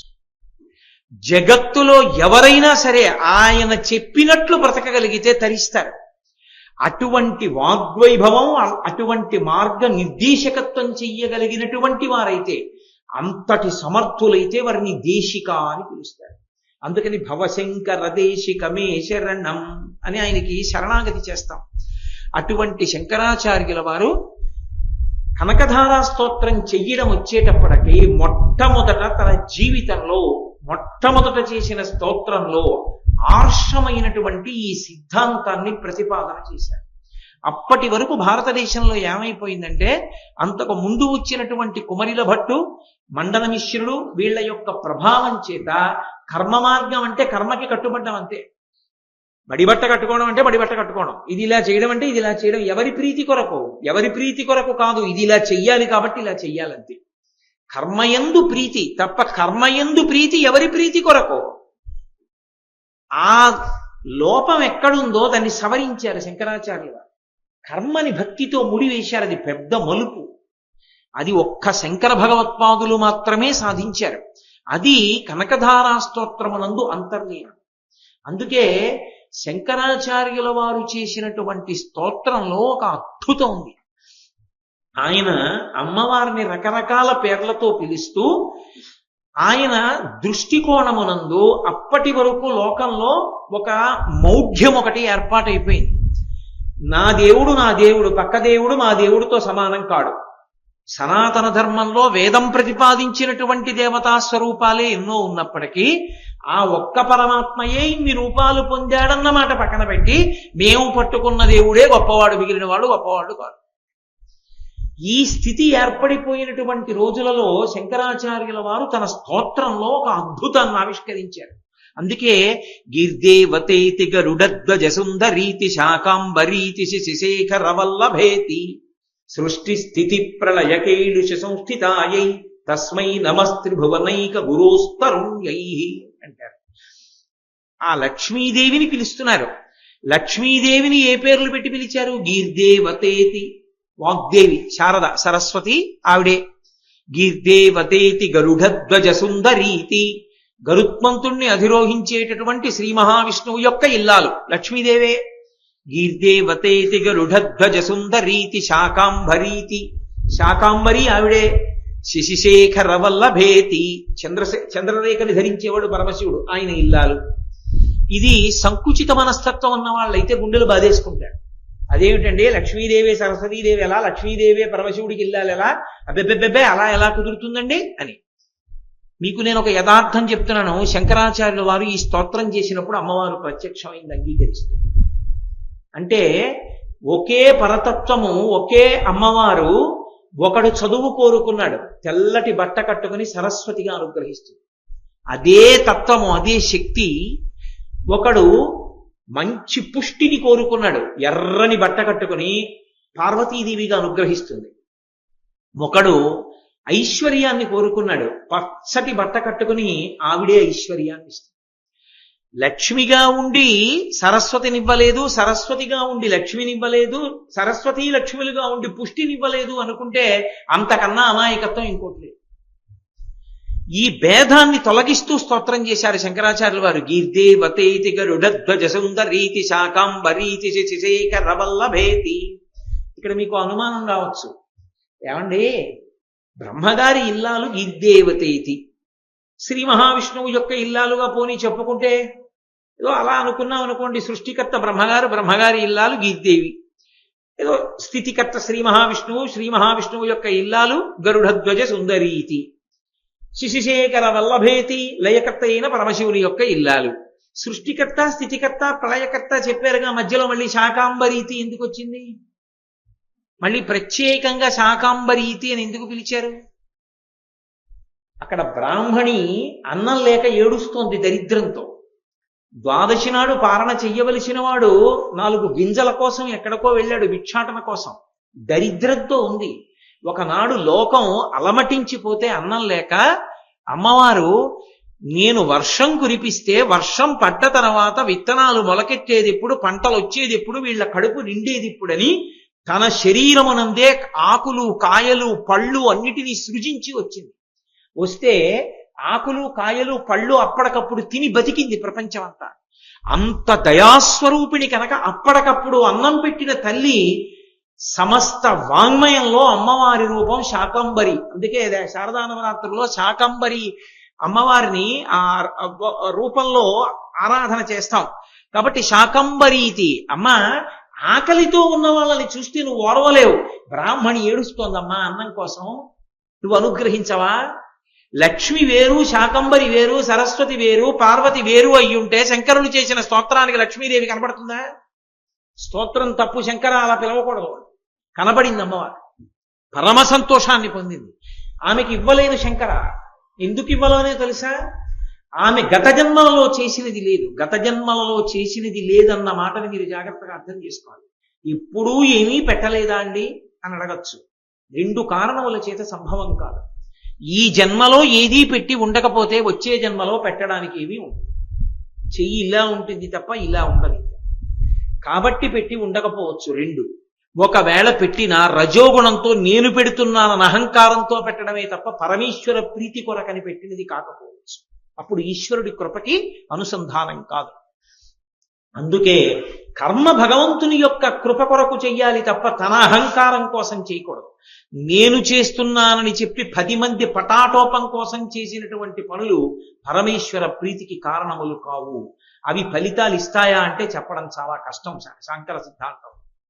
అందుకే శంకరాచార్యుల వారు అన్నారు, అమ్మా దద్యా దయానుపవనో ద్రవిణాంబుధార అస్మిన్న కించన విహంగ శిశవిషణ్ణే దుష్కర్మ ఘర్మమపనీయ చిరాయ దూరం నారాయణ ప్రణయిని నయనాంబువాహ. నారాయణ ప్రణయిని అని పిలిచారు. అంత చిన్న వయస్సులో 5 సంవత్సరాలు రాని పిల్లవాడు చేసినటువంటి స్తోత్రం. అప్పటికి ఇప్పటికీ దరిద్రానికి పోగొట్టడానికి చింతామణి ఒక్క స్తోత్రమే లోకంలో. అంత గొప్పది కనకధార. ద్రవిణాంబుధార అన్న మాట శంకరాచార్యుల వారు అందులో వాడారు. ద్రవిణాంబుధార, ద్రవిణము అంటే బంగారం, ద్రవిణము, బంగారము, కనకము, సువర్ణము, ఇవన్నీ పర్యాయ పదాలు. అంబుధార అంటే మేఘములోంచి వర్షము పడినట్టుగా బంగారాన్ని కురిపించు, అందుకే కనకధార అని మార్చారు. ఆ శ్లోకంలో వాడారు శంకరాచార్యుల వారు. ద్రవిణాంబుధార అన్నారు. అమ్మ, ఈమెకి పాపం ఉందంటున్నావు, ఈమె చేసిన పుణ్యం లేదంటున్నావు. అమ్మ, నిజంగా ఈమెకు ఉన్నటువంటి ఆ వేడి ఉందే, ఆ పాప ఫలితం ఉందే, ఎవరి దగ్గర ఎవరికి ఏమీ పెట్టుకోలేక తాను తినలేకపోతున్న దరిద్రం ఉందే, దాన్ని పోగొట్టాలనుకుంటే తల్లి ఒక్కసారి నువ్వు ఇలా చూస్తే నీ కటాక్షము చాలదా? నీ కడగంటి చూపుల వలన కలిగినటువంటి దయావృష్టి చేత ఆమె దరిద్రము తొలగిపోదా? కాబట్టి అమ్మ కురిపించమ్మా ఐశ్వర్యాన్ని అని ప్రార్థన చేస్తూ ఎందుకు కురిపించాలో అడిగారు. విహంగ శిశవిషణ్ణే, అది జీవం, అది శంకరుల యొక్క పాండితి గరిమ, అది వారి గాంభీర్యం. ఎవరు? 5 ఏళ్లు రాని పిల్లాడు. విహంగ శిశవిషణ్ణే అన్నారు. అమ్మాయి ఈమె ఎటువంటిదో తెలుసా? సాధక పక్షి లాంటిదమ్మా. సాధక పక్షి అని ఒక పక్షి, దానికి కంఠం కింద కన్నం ఉంటుంది. అది ఏదైనా తిండి అనుకోండి, ఆ కన్నంలోంచి కింద పడిపోతుంది. అందుకని దానికి కడుపు నిండదు. మీరు నన్ను ఒకటి అడగచ్చు, నోట్లోంచి తినడం మానేసి నోటితో ఆ చంపుటములతో పట్టుకుని కింద నుంచి కన్నంలో పెట్టుకోవచ్చు కదండి. అలా పెట్టుకోవడానికి వీలుగా దాని చంపుటములు దాని కంఠం కన్నానికి అమరిక ఉండదు. అందుని ఇలా ఉంచితే అది కన్నం దాకా వెళ్ళదు అసలు, డేకినా కూడా. అందుకని సాధక పక్షి ఏది తిని బ్రతకలేదు. సాధక పక్షి బ్రతకాలంటే ఒకే ఒక్క కారణానికి బ్రతుకుతుంది. పైనుంచి మేఘం వర్షాన్ని కురిపిస్తే అది కంఠాన్ని ఇలా పెడితే వాలుగా వాన చినుకులు దాని కంఠపు కన్నంలోకి వెళ్ళి కడుపు నిండుతాయి. అమ్మా నువ్వు అనుగ్రహించని నాడు నేను పెట్టినా పోతుంది, ఉండదు. నువ్వు అనుగ్రహిస్తే నిలబడుతుంది. ఈమె ఎవరో తెలుసా అమ్మా? అటువంటి సాధక పక్షి దరిద్రంతో ఉంది. అనుగ్రహించలేవా? నువ్వు తల్లివి కదా, జగజ్జననివి. ఈమె నీ బిడ్డ. ఎటువంటి బిడ్డ? విహంగ శిశవ్విషణ్ణే. ఇది శంకరాచార్యుల వారి గొప్పతనం. నేను అలా వెళ్ళిపోతున్నాను అనుకోండి, బాబాయ్ 3 రోజులు అయింది బాబాయ్ అన్నం తిని అన్నారు అనుకోండి ఎవరో, నేను ₹1 వెయ్యొచ్చు, వెయ్యకపోవచ్చు, వెళ్ళిపోవచ్చు. ఆ స్త్రీ ఒళ్ళో ఉన్నటువంటి ఓ పిల్లాడు, అమ్మా అన్నం తిని 2 రోజులైందమ్మా, ఆకలేస్తోందంటే మంచినీళ్ళు తాగమంటున్నావమ్మా, అమ్మ మంచినీళ్ళు తాగి కడుపులో తిప్పి వాంతి అవుతోందమ్మా, ఏమైనా పెట్టమ్మా అని తల్లిని కొడుతుంటే ఎక్కడి నుంచి తేనరా అని అమ్మ ఒక్క లెంపకాయ వాడిని కొట్టి తను ఏడుస్తోంది అనుకోండి, మీరు ₹1 వేయకుండా ఉండగలరా? తల్లి ఏడిస్తే ఉండగలరు. తల్లి కడుపున పుట్టిన బిడ్డ అన్నం లేక ఏడుస్తుంటే చూస్తూ ఊరుకోలేదు. అమ్మ మేము ఊరుకోలేమమ్మా. విహంగ శిశవ్విషణ్ణే. పక్షి కాదు ఈ బ్రాహ్మణి, పక్షి పిల్ల. లోకంలో అన్ని ప్రాణులలోకి పక్షులకు ఆకలి ఎక్కువ, గంధర్వులకు కామం ఎక్కువ, పాములకి కోపం ఎక్కువ, రాక్షసులకి ఏదో మోహం ఎక్కువ. కాబట్టి పక్షులకి ఆకలి ఎక్కువ, అందులో పక్షి పిల్లకి మరీ ఆకలి. అది నోరు తెచ్చుకొని కొయ్యి అరుస్తూనే ఉంటుంది అన్నం కోసం. అమ్మ పక్షి పిల్లమ్మ, ఈ బ్రాహ్మణి ఏడుస్తోంది ఆకలితో. పిల్ల ఏడిస్తే మేము చూడలేము, నువ్వు ఎలా చూడగలుగుతున్నావమ్మా? సిద్ధాంతాలు ఎలా చెప్తున్నావమ్మా? కురిపించద్దు, పుణ్యం లేదంటావా? నా చేతిలో వేసిన ఉసిరికాయ చాలదా అమ్మా? తను ఉంచుకున్న ఉసిరికాయ నాకు ఇచ్చేసిందిగా, ఇది అడ్డుపెట్టి కురిపించమ్మా. అంతటి లక్ష్మీదేవి శంకరాచార్యుల వారి స్తోత్రానికి పొంగిపోయింది. శంకర నువ్వు మొదటి శ్లోకం చదివినప్పుడు ఇవ్వగా. ఎందుకు ఇవ్వలేదో తెలుసా? ఇచ్చేస్తే ఈ స్తోత్రం రాదు ప్రపంచంలోకి. ఈ స్తోత్రం రాకపోతే ఎన్ని వందల వేల సంవత్సరాలైపోయినా దరిద్రంలో ఉన్న వాళ్ళు నా అనుగ్రహం కోరుకోవడానికి స్తోత్రం దొరకదు. అందుకే నీ చేత స్తోత్రం చేయించాను. ఇప్పుడు కురిపిస్తున్నాను చూడండి. ద్రవిణాంబుధార అని అడిగారు కదా శంకరులు. 1 గంట 45 నిమిషములు పడింది వాన. అన్ని బంగారు ముషిరికలే. 1 గంట 48 నిమిషములు. శంకరాచార్యులు వారి విజయాల శంకర జీవిత చరిత్ర చూస్తే మీకు తెలుస్తుంది. 1 గంట 48 నిమిషములు కురిసినటువంటి ఆ ప్రాంగణం ఇప్పటికీ కాలడీ అగ్రహారానికి దగ్గరలో స్వర్ణతుమనాయ్ అని పేరు. పెద్ద రాజావారి కోట అంత ఉంటుంది ఆ ఇల్లు. దాని గేటు మీద స్వర్ణతుమనాయ్ కనకధార అని ఉంటుంది. నేను వెతుక్కుని వెళ్ళాం. మా మోహన్ రావు కూడా ఉన్నారు నాతో. వెళ్ళి ఆ ఇంట్లో వాళ్ళని అడిగాం, ఇక్కడేనా కనకధార కురిసింది అని. అవునండి ఇక్కడే కురిసింది. మా తరాల్లో ఏదో ఫలానా ఇంత దూరంలో ఉన్నటువంటి పేద బ్రాహ్మణి ఇక్కడే నిలబడింది, ఉసిరికాయ పట్టుకుని నిలబడితే కనకధార శంకరాచార్యుల వారు ఇక్కడే నిలబడే చేశారు. చేస్తే ఇక్కడే కురిపించింది అమ్మవారని చెప్తే మేమందరం అక్కడ నిలబడి కనకధార స్తోత్రం చేసి వచ్చాం కూడా. కాబట్టి శంకరుల మొట్టమొదటి స్తోత్రం లక్ష్మీదేవి మీద. లక్ష్మీదేవి పరంగా స్తోత్రం చేస్తూ ఆయన 2 సిద్ధాంతములను దాని యందు అంతర్లీనంగా ప్రతిపాదన చేశారు. ప్రతిపాదన చేసి ఇప్పటికీ లోకంలో దరిద్రం పోవడానికి చింతామణిగా చెప్పబడేటటువంటి స్తోత్రం కనకధారా స్తోత్రం. నాకు తెలిసి ఎందరో పెద్దలు ఇంట్లో దొంగలు పడి వస్తువులన్నీ పోతే మండలం రోజులు దీక్షగా ఈ కనకధార తరిగితే మళ్ళీ పోయిన వస్తువులు దొరికిన వాళ్ళు ఎందరో ఉన్నారు అలా వస్తువుల్ని పొందిన వాళ్ళు. ఇప్పటికీ కనకధారా స్తోత్రాన్ని అంత శక్తి. అది శంకర భగవత్పాదులు చేసిన మొట్టమొదటి స్తోత్రం. అటువంటి శంకరాచార్యుల వారు తరువాతి కాలంలో తల్లిగారు ఉపనయనం చెయ్యాలి అని సంకల్పం చేసి కామ్యోపనయనం చేశారు. చేస్తే అక్కడి నుంచి ఆయన విశేషమైనటువంటి ప్రజ్ఞాపాఠముల చేత సమస్త వాంగ్మయం ఆయనకి కరతలామలకమైంది. ఆయనకి అవడమేమి? ఈశాన సర్వ విద్యానాం ఈశ్వర సర్వభూతానాం బ్రహ్మాధిపతి బ్రహ్మణోధిపతి బ్రహ్మా శివోమి అస్తు సదాశివోం. మరి ఇవన్నీ లేకుండా ఆయన ఒక్కసారి నాకు వచ్చినట్లు భాషింపచేయలేరా? చెయ్యకూడదు. ఎందుకని? వచ్చినది ఆచార్యుడిగా వచ్చారు. ఆచార్య అన్న మాటకు అర్థం ఏమిటంటే తాను వేదాన్నంతటినీ బాగా చదువుకుని వేదాంతర్గతమైనటువంటి విషయములను తాను ఆచరించి లోకాన్ని చేత ఆచరింపచేసిన వాడు ఆచార్య తప్ప తాను ఆచరించకుండా కేవలంగా తాను బ్రహ్మాన్ని చేరిపోయి జ్ఞానమును పొందినప్పటికీ ఆచారమును పాటించరు. ఇంకా వాళ్ళు మీకు ఆచరణకు అందరు, మీరు వాళ్ళని అనుకరించడం కుదరదు. భగవాన్ రమణులు ఉన్నారనుకోండి, వారిని గురువు అనాలంటే ఆచార్యులు అనకూడదు. రమణులు ఆచార్యులు అనకూడదు. ఎందుచేత అనకూడదు అంటే రమణులు సంధ్యావందనం చేయరు, మనం సంధ్యావందనం చేయడం మానకూడదు. రమణులు గోచీ పెట్టుకు తిరుగుతారు. రమణులు సర్కోమా పుట్టి నెత్తురు కారిపోతున్నా పట్టించుకోకుండా ఉండగలరు. వారి ఆచారము మనకు అందేది కాదు. వారి నిరంతరము బ్రహ్మమనందు రమిస్తూ ఉంటారు. వారిని గురు శబ్దంతో వదిలిపెట్టిస్తారు. ఆచార్య అంటే వేదాంతర్గతమైన విషయాన్ని తెలుసుకోవడమే కాదు, ఖచ్చితంగా వేదం ఎలా చెప్పిందో అలా ఆచరించి చూపించి మనం కూడా అలా బ్రతకడానికి వీలుగా మనకు అందుబాటులోకి ఉంటారు. వారిని ఆచార్య శబ్దంతో పిలుస్తారు. అందుకని భీష్మాచార్య, ద్రోణాచార్య, కృపాచార్య, ఆచార్య శబ్దం ఎందుకు వస్తుంది అంటే పేరు చివర ఆచార్య ఉంటే ఆచార్యుడని కాదు. ఏదో మిలిటరీలో పనిచేసి వచ్చిన వాళ్ళందరూ శాస్త్రి గారు కాదు, శాస్త్రం తెలుసున్నవాడు శాస్త్రి. అలా ఆచార్య అని ఎవరిని పిలవాలి అంటే వేదంలో ఉన్న విషయాలు తెలుసుకుని ఆచరించిన వాడు ఆచార్య. అంతేకాని పేరు చివర ఆచార్య ఉంటే వేదంలో ఉన్న విషయాలన్నీ తెలిసి ఆచరిస్తున్నవాడని కాదు. ఏదో విశ్వవిద్యాలయాల్లో పాఠాలు చెప్పేవాళ్ళని ఆచార్య అంటారు. ఆ ఆచార్యకి వేదానికి సంబంధం ఇది. వాళ్ళకేమీ వేదవిహితమైన ఆచరణ ఏమి ఉండదు. వాళ్ళకి ఆచార్య శబ్దం ఎలా వచ్చిందో నాకు తెలియదు. మీరు ఆ ఆచార్య పట్టుకుని దానికి వేదానికి సంబంధం ఉందా అంటే 5 పైసల సంబంధం ఏమీ ఉండదు. వేదంలో ఆచార్య అంటే వేద సంబంధమైన ఆచరణ, వేదంలో చెప్పిన దాన్ని ఆచరించిన వాడు ఆచార్య. అంతేకాని ఏదో కొంత చదువుకుని పేరు పక్కన ఆచార్య పెట్టుకుంటే వైదికంగా ఒప్పుకుంటారా అంటే ఒప్పుకుంటారని నేను అనుకున్నాను. కాబట్టి ఆయన మహానుభావుడికి కామ్యోపనయనం చేశారు తల్లిగారు 5వ ఏట. సమస్త శాస్త్రములు కరతలామలకమయ్యే. ఆయన ఉంటానన్నది 8 ఏళ్ళు. సరే, వేరు కారణముల చేత 32 సంవత్సరములు మాత్రమే జీవించారు.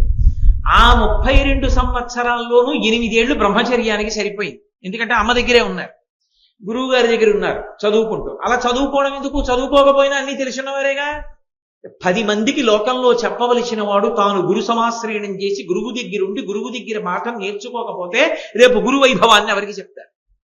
గురువు గారి గొప్పతనం ఎలా తెలుస్తుంది? అందుకని తాను ముందు గురువు గారి పాదాలు పట్టి చదువుకున్నాడు. 2, తాను కేవలము బ్రహ్మచారిగా ఉండిపోయారనుకోండి, అసలు అవతారం మనకు ప్రయోజనం చెల్లదు.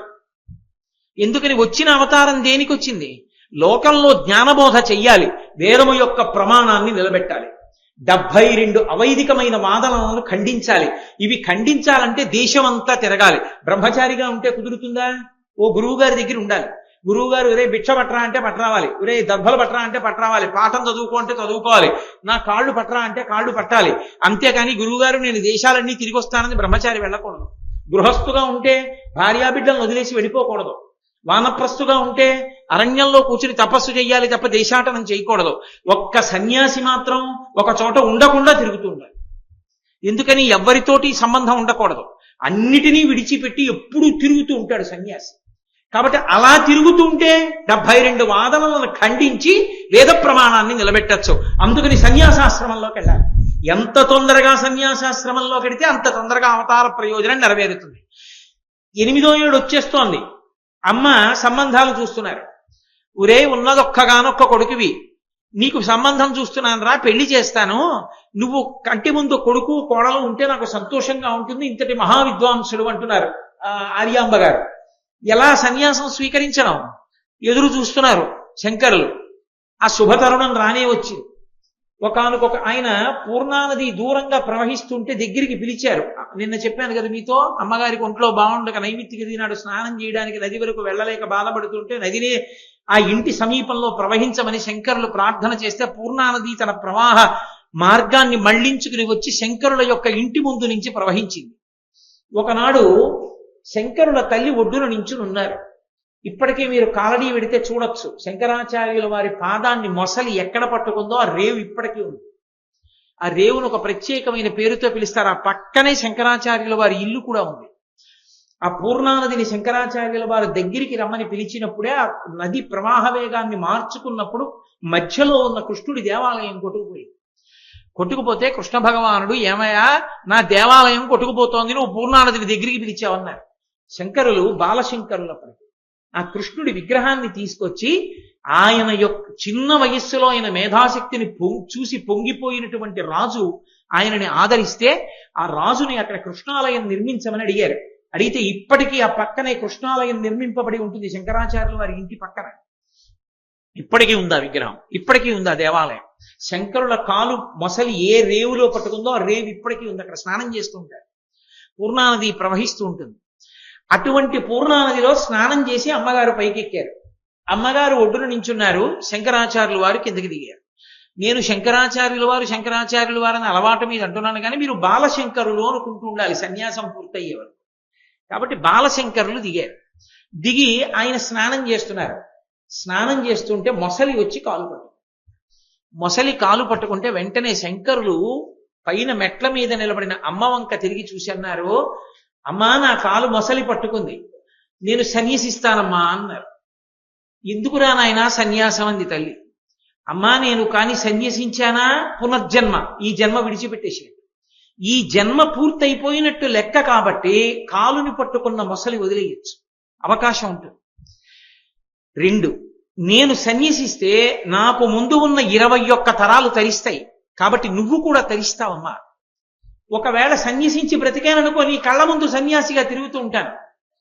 కాదు అని అన్నావనుకో అమ్మా ఈ మొసలి నన్ను లాగేస్తుంది, అందుకని అమ్మా నన్ను అనుమతించు అన్నారు. ఎందుకని? తల్లి తండ్రి ఇద్దరు ఉంటే ఇద్దరు, లేదా తల్లి అనుమతించకుండా సన్యాసం తీసుకోకూడదు. కాబట్టి తల్లిని అనుమతించమని అడిగారు. అమ్మగారు పాపం కంగారు పడిపోయింది. ఏ కొంచెమైనా ఆలోచిస్తే మొసలి పిల్లాన్ని లాగేస్తుంది. ఎంత ఉంటాడంటే 5 ఏళ్ల పిల్లాడు ఇంతున్నాడు, లాగేస్తుంది. లాగేస్తే కొడుకు ఉండడు. సన్యాసం తీసుకోరా అని ఒక మాట అన్నారనుకోండి, సన్యసిస్తే కళ్ళ ముందు కనీసం తిరుగుతూ ఉంటాడు. అందుకని ఆవిడ కొడుకు కనపడతాడన్న తాపత్రయంతో నీ ఇష్టం వచ్చినట్టు చెయ్యి. అలా తీసుకునే సన్యాసాలు 2 రకాలుగా ఉంటాయి. ఒకటి ఆతుర సన్యాసము అంటారు, 2వది ఆపత్ సన్యాసము అంటారు. అంటే ఏదో ఇంకా నయం కాదండి ఈ వ్యాధి అని వైద్యులు ప్రకటించేసి మహా అయితే ఇంకొక 20 రోజులు ఉంటారంటే అంతకన్నా ఉండే అవకాశం లేదు, మీకు ముఖ్యమైన వాళ్ళు ఎవరైనా ఉంటే పిలిపించేసుకోండి, అనవసరమైన బాధ పెట్టడం, ఈ వైద్యశాలలో ఉంచడం, ఇంటికి తీసుకెళ్ళి ఉంచేసేయండి, పాపం ఏదో ఆయనకి కావలసినవి పెట్టేసేయండి, ఎలాగో ఉండడు 20 రోజుల్లో అన్నారు అనుకోండి. అప్పుడు కూడా కావలసినవి తినేద్దామని తాపత్రయం కొంతమందికి ఉంటుంది. 20 రోజుల్లో వెళ్ళిపోతాం కదా, దిక్కుమాల శరీరం, ఇన్నాళ్ళు దీంతో వేతన పడ్డాను అయిపోయింది, ఇంకా వెళ్ళిపోయే ముందు ఏమిటి శరీరంతో తాపత్రయం, బంధువులతో తాపత్రయం అని విశేషమైన వైరాగ్యం వస్తుంది కొంతమందికి. అంతటి తీవ్ర వైరాగ్యం వస్తే శాస్త్రీయమైన సన్యాసాన్ని తీసుకోకుండా అప్పటికప్పుడు మరణశయ్య మీద ఉండి సన్యాసం తీసుకుంటాడు. అలా తీసుకున్న సన్యాసాన్ని ఆతురత సన్యాసం అంటారు. ఆపత్ సన్యాసము అని ఒక సన్యాసం ఉంటుంది. అంటే అకస్మాత్తుగా ప్రమాదం వచ్చి పటమరించేసింది అనుకోండి, ఇదిగో ఇప్పుడు శంకరాచార్యులు వారి కాళ్ళని మొసలు పట్టేసుకున్నాడు, ఇంకా బతుకుతానో బతకతో అన్న సందిగ్ధం వచ్చింది అనుకోండి, సన్యాసం తీసేసుకుంటాడు. సన్యస్తోహం, నేను సన్యసించాను అని అరుస్తాడు. అరిచి దానికి ఒక ప్రత్యేకమైన మంత్రభాగం ఉంటుంది, ప్రేషమంత్రం, ఆ మంత్రాన్ని పఠిస్తారు.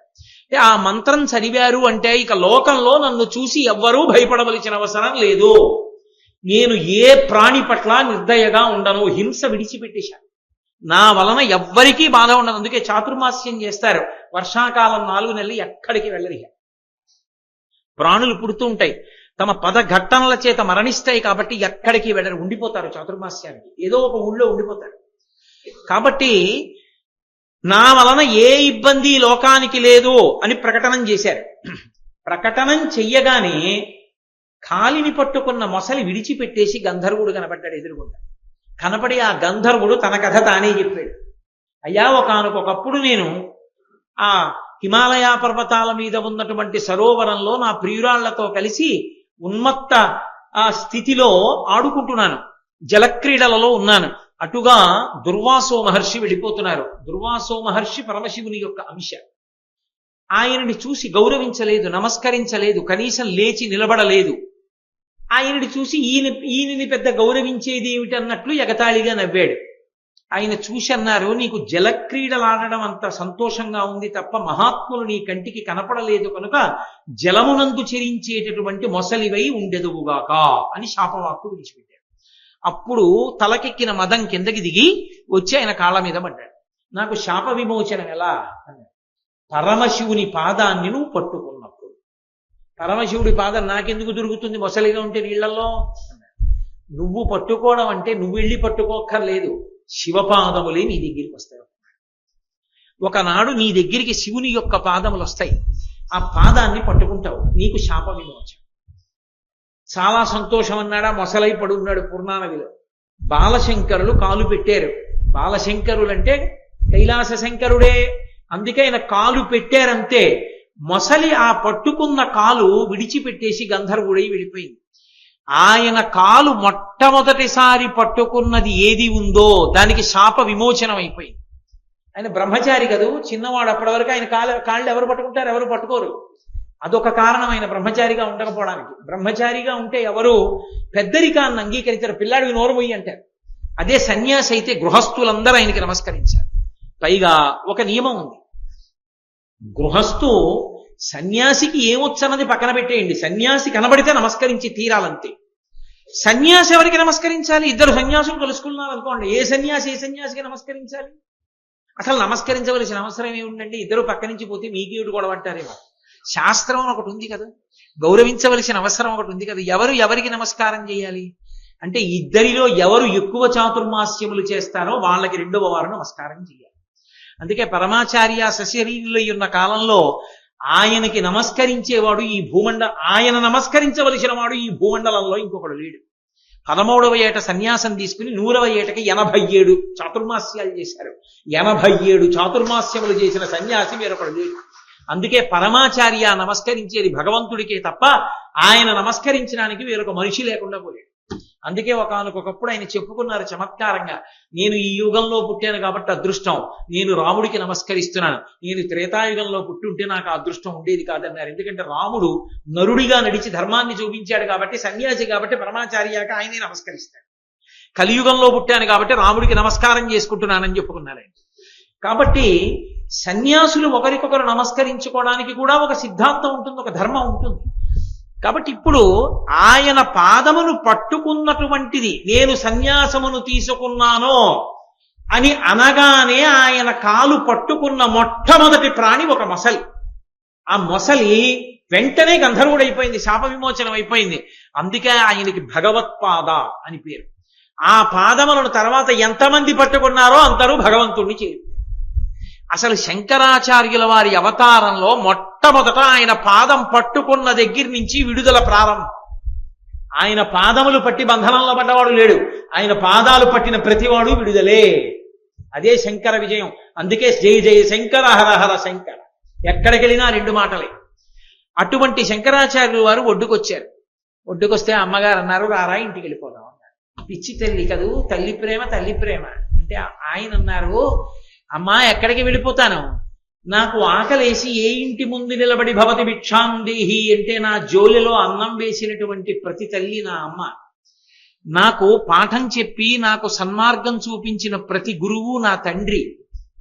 నాకు ఒక మంచి భార్య ఉందమ్మా ఇప్పటికే. ఎవరో తెలుసా భార్య? సన్యాసిని కనుక ఇప్పుడు నాకు శాంతి భార్య. కాబట్టి వసుధైవ కుటుంబకం, నాకు ఈ 3 లోకములు నా కుటుంబమే. కాబట్టి అమ్మాయి ఇంక ఇంటికి రావడం కుదరదు, సన్యసించాను కదూ వెళ్ళిపోతున్నాను. అమ్మంది ఏడిచి, రే ఒక్కగానొక్క కొడుకు సన్యసించి వెళ్ళిపోతున్నావే, కళ్ళ ముందు ఉంటావని తాపత్రయపడ్డాను. మీ తండ్రి గారా శరీరం విడిచిపెట్టారు, నువ్వా వెళ్ళిపోతున్నావు, పెద్దదాన్ని అయిపోయాను, ఎలాగరా అంది.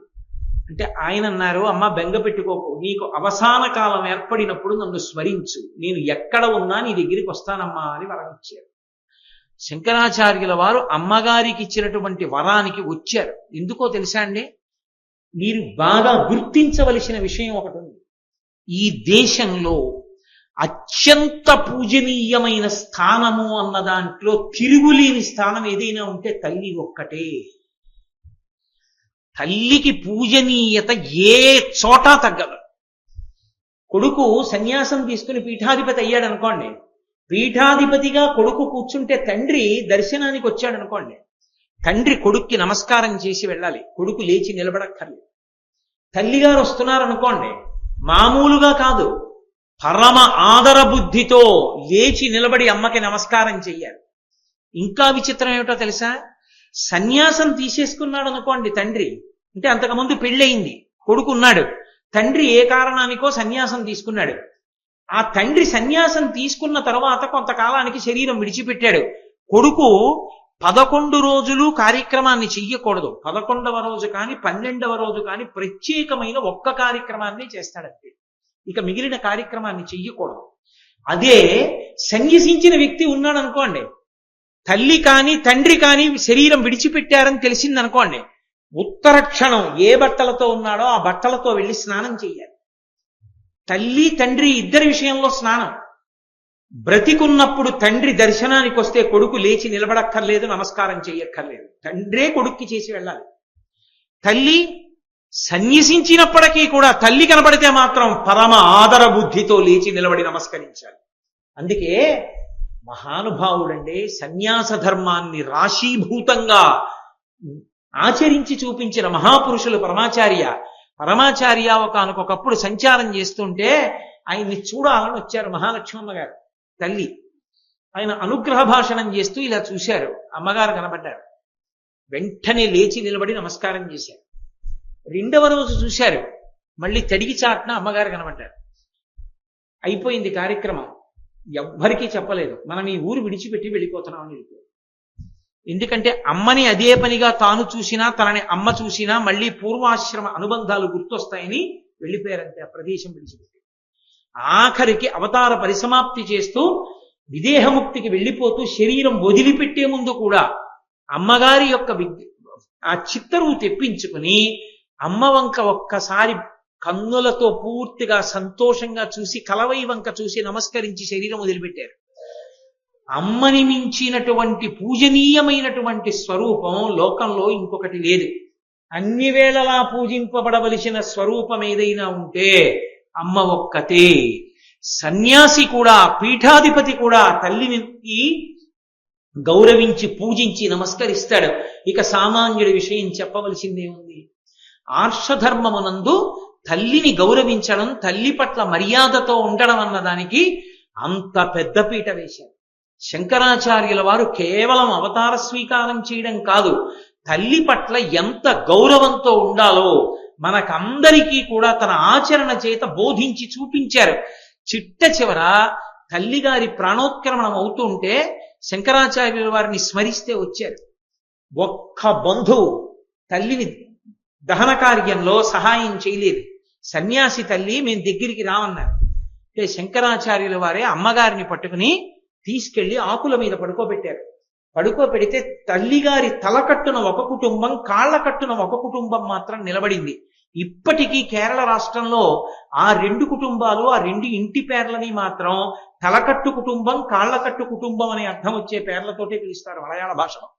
శంకరాచార్యుల వారి అమ్మగారిని ఆదరించిన కుటుంబాల 2 కుటుంబాలని కేరళ రాష్ట్రంలో పరమ గౌరవంతో పిలువబడతాయి ఇంటి పేర్లతో. శంకర భగవత్పాదులప్పుడు ఆమె శరీరంలో తునక కోసి ఆ శరీరాన్ని తీసుకెళ్లి అంత్యేష్టి సంస్కారం చేశారు. ఆనాడు శంకరాచార్యుల వారు తల్లికిచ్చినటువంటి మాటని నిలబెట్టుకోవడంలో కలిసి రాలేదు కనుక శంకర భగవత్పాదుల యొక్క శాప కారణంగానే ఇప్పటికీ ఆ రాష్ట్రంలో వాళ్ళ ఇంటి పెరటిలోనే వాళ్ళ కుటుంబ వ్యక్తుల్ని సమాధి చేసుకునే అలవాటు వచ్చింది. శంకరాచార్యుల వారు వారింట్లోనే సమాధి చేశారు. అందుకే ఇప్పటికీ మీరు కాలడి వెడితే ఆ తల్లి ఆ ఆర్యాంబ యొక్క సమాధి శంకరాచార్యుల వారు ఏ ఇంట ఉన్నారో ఆ ఇంట్లోనే మీకు కనపడుతుంది, అఖండ జ్యోతి వెలుగుతూ కనపడుతుంది. అంతటి మహానుభావుడు శంకరుడంటే. తల్లిని అంత గౌరవించినటువంటి మహాపురుషులు. అటువంటి శంకరాచార్యుల వారు సన్యాసాశ్రమాన్ని స్వీకరించి ఉండకపోతే వారు భారతదేశం అంతటా కూడా మూడు పర్యాయములు పాదచారి అయి ఎలా పర్యటిస్తారు? ఆశ్రమం అంగీకరించారు.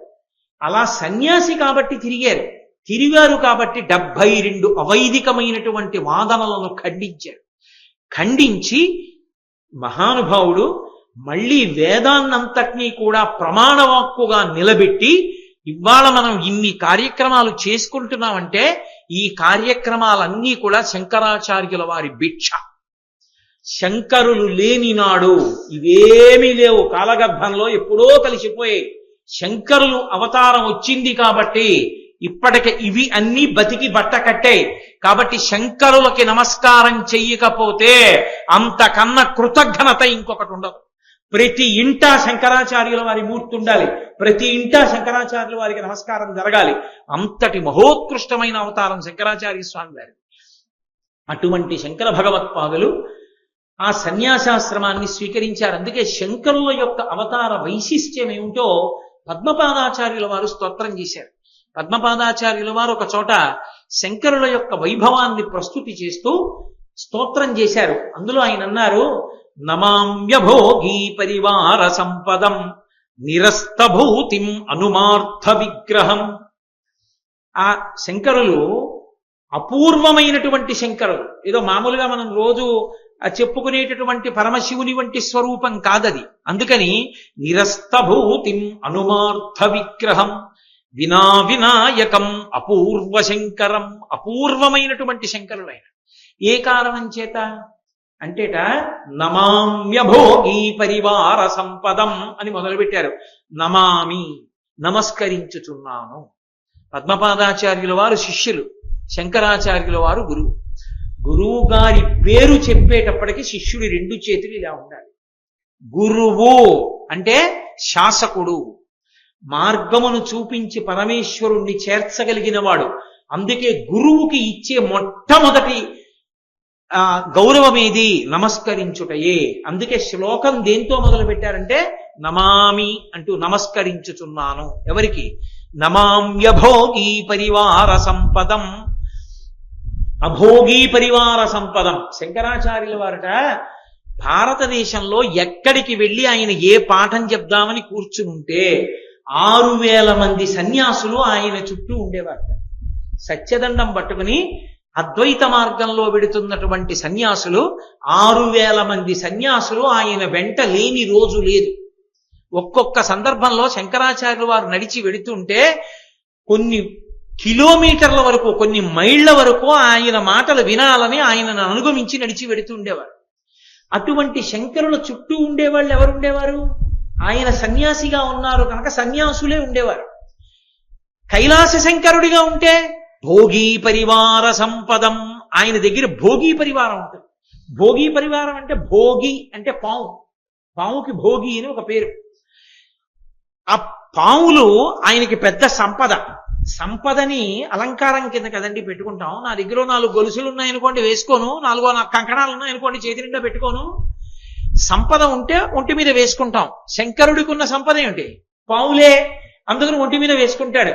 అంటే మీరు ఒక మాట అనుకోవచ్చు, అదేమిటండి పాపం ఆయనకి అలా బొత్తిగా అన్యాయంగా పావులే తప్ప ఇంకేం ఉండవండి అనుకోకూడదు. దాని అర్థం ఏమిటో తెలుసా? పాము చుట్ట చుట్టుకుని ఉంటుంది. చుట్ట చుట్టుకుని ఉండి ఆ చుట్టలోంచే తలని పైకి తీస్తుంది. తీసి తల ముందుకు వెళ్ళిపోతుంటుంది. ఆ చుట్టలోంచి చుట్ట విప్పుకుంటూ వెడుతుంటుంది. చుట్టలాగే ఉంటుంది. అందులోంచి తలొకటి తీసి అడ్డంగా వెడుతూ ఉంటుంది. ఈ చుట్ట మెల్లగా విప్పుకుంటూ పాముగా మారిపోయి వెళ్ళిపోతుంది. మళ్ళీ ఎక్కడికో వెళ్ళింది అనుకోండి, చుట్టుకుంటుంది. కాలము ప్రవాహంలో అలా వెడుతుంది. కాలము అన్నిటినీ పడగొట్టేస్తుంది. కాలంలో జగత్తంతా వెళ్ళిపోతుంది. అంత పుట్టిన తేదీ ఉన్న ప్రతి ప్రాణికి మరణించే తేదీ ఉంటుంది. తెలియచ్చు, తెలియకపోవచ్చు, అది వేరు విషయం. కానీ మరణాన్ని మాత్రం ఎవ్వరు, ఏ ప్రాణి తప్పుకోలేరు. మరణాన్ని తప్పుకోగలిగిన వాడు మృత్యువు తనకి ఆభరణమైన వాడు. మృత్యువునికి తాను లొంగడని చెప్పడానికి గుర్తు పావుని మెళ్ళో వేసుకోవడం. అంతేకాని చేతకాక పావులు మెళ్ళో వేసుకున్నవాడు కాదాయన. అందుకని అక్కడ కైలాసంలో ఉన్న శంకరుడికి ఒంటి మీద పావుల ఆభరణం. శంకరాచార్యుల వారిగా వస్తే నమామ్యభోగీ పరివార సంపదం. ఇక్కడ అభోగి. అభోగి అంటే భోగాలన్నీ వదిలిపెట్టేసిన వాళ్ళు. భోగాలన్నీ అనుభవించడానికి అధికారం ఉన్నవాడు గృహస్థు. గృహస్థు భోగం అనుభవించవచ్చు, తప్పులేదు. మంచం మీద పడుకోవచ్చు, భార్యతో కలిసి ఉండొచ్చు, బిడ్డలతో కలిసి ఉండొచ్చు. మధుర పదార్థం తిందామనిపిస్తే భగవంతుడికి నివేదన చేసుకుని చక్కెర పొంగల్ తినచ్చు, పాయసం తాగచ్చు, దోషమేం లేదు. ఓ పట్టుబట్ట కావాలంటే కొనుక్కోవచ్చు, బీరువాలో 10 బట్టలు పెట్టుకోవచ్చు, కావాలనుకుంటే దానం చెయ్యొచ్చు, అవసరం అనుకుంటే దానం పట్టుకోవచ్చు, తప్పేం లేదు. కానీ సన్యాసికి అటువంటి అధికారాలు లేవు. ఆయన అభోగి. ఆయనకి ఆకలేసింది అనుకోండి, అదొక రోగం లాంటిది. నాకు దగ్గు వచ్చింది అనుకోండి, డాక్టర్ గారి దగ్గరికి వెడితే ఏదో మందు సీసా ఇచ్చి 3 పూట్ల 7 రోజులు వేసుకోండి అన్నారు అనుకోండి, ఓ రోజు వేసుకోగానే తగ్గిపోయింది అనుకోండి, ఇంత ధర పోసి కొన్నాను అని మిగిలిన 6 రోజులు అది వేసుకోను, తగ్గిపోయింది వదిలేస్తాను. అది తీయగా ఉంటే నాకెందుకు, చేదుగా ఉంటే నాకెందుకు, దగ్గు తగ్గడానికి అది వేసుకుంటాను. నేను ఎంత వేసుకుంటాను, ఎంత మోతాదో అంతే. తీయగా ఉంది బాగుంది కదా 2-3 సీసాలు పుచ్చుకోను కదా, కేవలం ఏదో ఎంత పుచ్చుకోవాలి, 3 చెంచాలు వేసుకోమంటే 3 చెంచాలు వేసుకోవాలి. సన్యాసి ఆకలి అటువంటి, సన్యాసికి ఆకలి వేసింది అనుకోండి, అనారోగ్యం వచ్చింది అనుకుంటాడు, అది తీరడానికి భవతి భిక్షాందేహి, ఓ తల్లి పచ్చి క్యాబేజీ కూర తీసుకొచ్చి చేతిలో పారేస్తుంది, చక్కగా పరమ సంతోషంగా ఏ మనసులో మార్పు లేకుండా ఆ క్యాబేజీ తినేసి వెళ్ళిపోతాడు, ఆకలి తీరుతుంది. నేను ఒకప్పుడు ఒక సన్యాసిని చూశాను, ఆయన ఎప్పుడైనా వస్తారంటే కిందకి ఎదురు చూస్తే చూడండి అన్నారు. అంటే ఏదో 2-3 గంటలు కూర్చున్నాను అక్కడ. కూర్చున్న తర్వాత పైనుంచి కిందకు వచ్చారు. ఆయనకి దాహం వేసింది, దాహం వేస్తే కిందకు వచ్చారు. ఆవు కుడి తాగుతోంది, చేతులు కట్టుకుని నించున్నారు ఆయన. ఆవు కుడితంతా తాగేసింది. తాగేసిన తర్వాత తేట తీసుకుని 2-3 తాగారు. ఆ పక్కన మినప్పొట్టు ఉంది, ఆ మినప్పొట్టు అతను అడిగారు, ఆ గోపాలకుడు కొద్దిగా తినచ్చా అన్నారు. తినండి అన్నారు. ఆ కొద్దిగా మినప్పొట్టు తిన్నారు, మళ్ళీ కొండెక్కేస్తున్నారు. వెళ్ళి మాట్లాడితే పాపం నాతో 10 నిమిషాలు మాట్లాడి మళ్ళీ కొండ మీద వెళ్ళిపోయారు. కాబట్టి అభోగి, ఆయనకి మినప్పొట్టు తినడం ఏమిటి, కుడి తాగడం ఏమి ఉండదు. శరీరానికి ఆకలేసింది పోశారు, శరీరానికి ఆకలి లేదు, రుచితో సంబంధం ఏం లేదు. మనమైతే అలా కాదు, కేవలం కడుపు నిండడం కాదు, రుచిగా కూడా ఉండాలి. ఎందుకని భోగం అనుభవిస్తాం, తప్పని మీరు అనుకోకండి, అదేం తప్పు కాదు. అదే పనిగా పట్టుకుని గృహస్థుని ఎడాపెడా తిట్టకూడదు, చాలా తప్పు. ఎందుకో తెలుసా, ఎవడి దగ్గర అన్నం తిన్నావో వాడిని తిడితే తప్పు. సన్యాసి గృహస్థు దగ్గరే అన్నం తింటాడు. గృహస్థి కాదు భిక్ష పెట్టేది, బ్రహ్మచారికి భిక్ష గృహస్థు కాదు పెట్టేది. వానప్రస్థు గృహస్థాశ్రమంలోంచి వెళ్ళలా, అన్ని ఆశ్రమాలు గృహస్థు మీద ఆధారపడ్డాయి. అన్ని ఆశ్రమాల కన్నా గొప్ప ఆశ్రమం గృహస్థాశ్రమం. అందుకని తిట్టకూడదు, తప్పది. కానీ నేను ధర్మం చెప్తున్నానంతే, ధర్మాన్ని ధర్మంగా అర్థం చేసుకోండి. భోగం అనుభవించడానికి అవకాశం ఉంది గృహస్థుకి. అన్నాన్ని అన్నంలా తినడం, ఆకలేస్తే ఏదో అనారోగ్యంలా తినడం. చక్కగా పప్పు వేసుకుంటాడు, నెయ్యి వేసుకుంటాడు, కూర వేసుకుంటాడు, పచ్చడి వేసుకుంటాడు, తింటాడు. సన్యాసి అలా తినకూడదు, బ్రహ్మచారి అలా తినడం. గురుపత్ని ఏం పెడితే తింటాడు, వానప్రస్థు దొరికిన పండు తింటాడు, గృహస్థు భోగం అనుభవిస్తాడు. అందుకే కైలాస శంకరుడిగా ఉంటే ఒంటి మీద పాములు ఉన్నాయి, భోగీ పరివార సంపదం. కైలాస శంకరుడు కాలడి శంకరుడిగా వస్తే సన్యసించారు. ఇక్కడ నమామ్యభోగీ పరివార సంపదం. భోగములన్నీ విడిచిపెట్టేసిన సన్యాసులు 6,000 మంది ఆయన వెంట తిరుగుతున్నారు. కాబట్టి ఇక్కడికి వస్తే ఏమిటి ఆయన సంపద, అన్నీ విడిచిపెట్టేసిన వాళ్ళందరూ చుట్టూ ఉన్నారు. నిరస్తభూతిం. శంకరుడు కైలాస శంకరుడిగా కూర్చుంటే ఒళ్ళంతా విభూతి రాసుకుంటాడు దట్టంగా. ఎందుకు ఆయనకి ఆ విభూతి పిచ్చి అంటే, విభూతి అన్నదానికి 2 అర్థాలు ఉన్నాయి. ఒకటి భూతి, విభూతి అంటే అష్టసిద్ధులు. అన్ని సిద్ధులు తాను కలిగి ఉన్నాడు, అన్నీ నాదనుకోండి. నేను ఎలా ఉంటే 7 అంతస్తుల మేడ, 7 అంతస్తుల మేడ చుట్టూ ఉన్న 4 ఎకరాల స్థలం, పెద్ద పూల తోట, పూల మొక్కలు, షెడ్లో ఉన్న 8 కార్లు, 50 మంది పనివాళ్ళు, 10 మంది డ్రైవర్లు, కోట్ల రూపాయల డిపాజిట్లు నావే. సంతోషంగా ఆ ఇంట్లో నేనే ఓ చెట్టుకి బోధు తవ్వుకుని మంచి నీళ్లు పెట్టుకుంటున్నాను. ఏంటయా ఇన్ని ఉన్నవాడు ఇలా చేసుకుంటున్నావు అన్నారు అనుకోండి, ఉన్నది నాకు తృప్తి అంతే. అంతేగాని ఉంది కాబట్టి అన్ని అస్తమానం కౌగిలించుకు పడుకోవాలంటే, కలిగి ఉన్నది తృప్తి. అన్నీ తాను సిద్ధులుగా కలిగి ఉంటాడు పరమేశ్వరుడు. అందుకే విభూతి ధరించి ఉన్నాడు అన్న మాటకు అర్థం ఏంటంటే, ఎక్కడి నుంచి వస్తుంది విభూతి? మీరు ఇప్పటికీ ఉజ్జయిని వెడితే అప్పుడే తాజాగా కాల్చిన శమభస్మ తీసుకొచ్చి అభిషేకం చేస్తారు. అంటే ఈ ప్రపంచమంతా లయం అయిపోతే ఆఖరికి మిగిలిపోయేది బూది. ఆ బూదిలో మళ్ళీ ఎంతమంది ప్రాణులు వెళ్ళిపోయారో, వాళ్ళు ఏ ఏ కర్మలు చేశారో, పునర్జన్మలు ఏవెత్తాలో, వాళ్ళ పాపాలేమిటో, వాళ్ళ పుణ్యాలేమిటో ఆ విభూతి కణముల యందు నిక్షిప్తం చేసి ఒంటికి రాసుకుని కూర్చుంటాడు. అందులోంచి పునరుత్పత్తి చేస్తాడు. కాబట్టి విభూతి రాసుకుని ఉంటాడు అక్కడ శంకరుడు. కాబట్టి ఆయన అష్టసిద్ధులకు అలవాలము. అందుకే శంకరాచార్యులు వారు దక్షిణామూర్తి స్తోత్రం చేస్తూ సర్వాత్మత్వమితి స్ఫుటీకృతమిదం యస్మాదముష్మింస్తవే తేనాశ్వశ్రవణాత్ తదర్థ మననాత్ ధ్యానాచ్చ సంకీర్తనాత్ సర్వాత్మత్వ విభూతి సహితం స్వాధీశ్వరత్వం స్వతః సిద్ధేత్తత్ పునరష్టదా పరిణితం చైశ్వర్యం అవ్యాహతం అంటారు. ఈ దక్షిణామూర్తి స్తోత్రం అర్థమైనా అర్థం అవ్వకపోయినా రోజు భక్తితో ఎవరు చదువుతున్నారో వాళ్ళకి అష్టసిద్ధులతో పాటు ఆత్మ ఎరుకలోకి వస్తుందంటారు. అష్టసిద్ధులకు ఆలవాలము పరమశివుడు. అక్కడుంటే ఆయన సిద్ధులు ప్రకటనం చేస్తాడు. ఇక్కడుంటే శంకరాచార్యుల వారిగా ఉంటే ఆయనకి ఈ సిద్ధులు వీటితో సంబంధం ఏం లేదు. ఈ ఐశ్వర్యాలు, సృష్టి, స్థితి, లయ ఇవి చేసేవాడు కాదు, జ్ఞానం ఒక్కటే పంచిపెడుతుంది. అందుకే నిరస్తభూతిం అనుమార్థ విగ్రహం. అక్కడుంటే ఉమార్థ విగ్రహం. అర్ధనారీశ్వరుడై ఎడంచేతి పక్కన అమ్మవారు ఉంటుంది, కుడి చేతి పక్కన పరమశివుడై ఉంటాడు. తెలుపు ఎరుపు కాంతులతో ఇద్దరూ కలిసి ప్రకృతి పురుషులై అర్ధనారీశ్వర స్వరూపంతో ఉంటారు. ఇక్కడ ఉంటే అనుమార్థ విగ్రహం, సన్యాసి. స్త్రీ స్పర్శ కూడదు, అందుకే పల్లకి కూడా ఆడవాళ్ళు పట్టుకోకూడదు. వైదికం అంటే వైదికమే, అంతేకాని అవైదికం అన్న మాటకు అర్థం అదే. పల్లకీ సేవ చేస్తామండి, ఆడవాళ్ళం కూడా పట్టేసుకుంటామంటే వేదాన్ని తిరస్కరించారని గుర్తు. దానికి అర్థం లేని సిద్ధాంతాలు అవన్నీ. వైదికం అంటే వేదం ఎలా చెప్పిందో అలాగే. పల్లకి పట్టుకోవడం అంటే మగవాళ్ళే. పుణ్యం పట్టుకోక్కర్లేదు, వెనక జయ జయశంకర హరహర శంకర నడిస్తే చాలా వస్తుంది. కాబట్టి అనుమార్థ విగ్రహం, స్త్రీ స్పర్శ ఉండదు. సన్యాసిగా ఉన్నారు ఇక్కడ ఉంటే. అందుకే కాలడి శంకరుడిగా ఉంటే శరీరమునందు అర్ధభాగం ఉమాదేవి లేదు. ఉమాదేవి లేకపోయినా అసలు శంకరాచార్యుల వారి యొక్క రూపం పార్వతీ పరమేశ్వర సమ్మేళనం. ఎందుకో తెలుసా? లోపల కదలరు శంకరాచార్యుల వారు. ఆత్మస్వరూపిగా అంతటా వ్యాపించిన వారై నిశ్చలంగా ఉంటారు. అమ్మవారి రూపంగా కదులుతూ ఉంటారు. కదలికలన్నీ అమ్మవారు. కదలకుండా ఉండడం శివుడు. శక్తి అంటే కదలిక కదండి.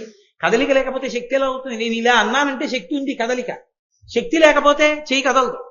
కదలికలన్నీ శక్తి. శంకరాచార్యుల వారు కదిలితే అమ్మవారు.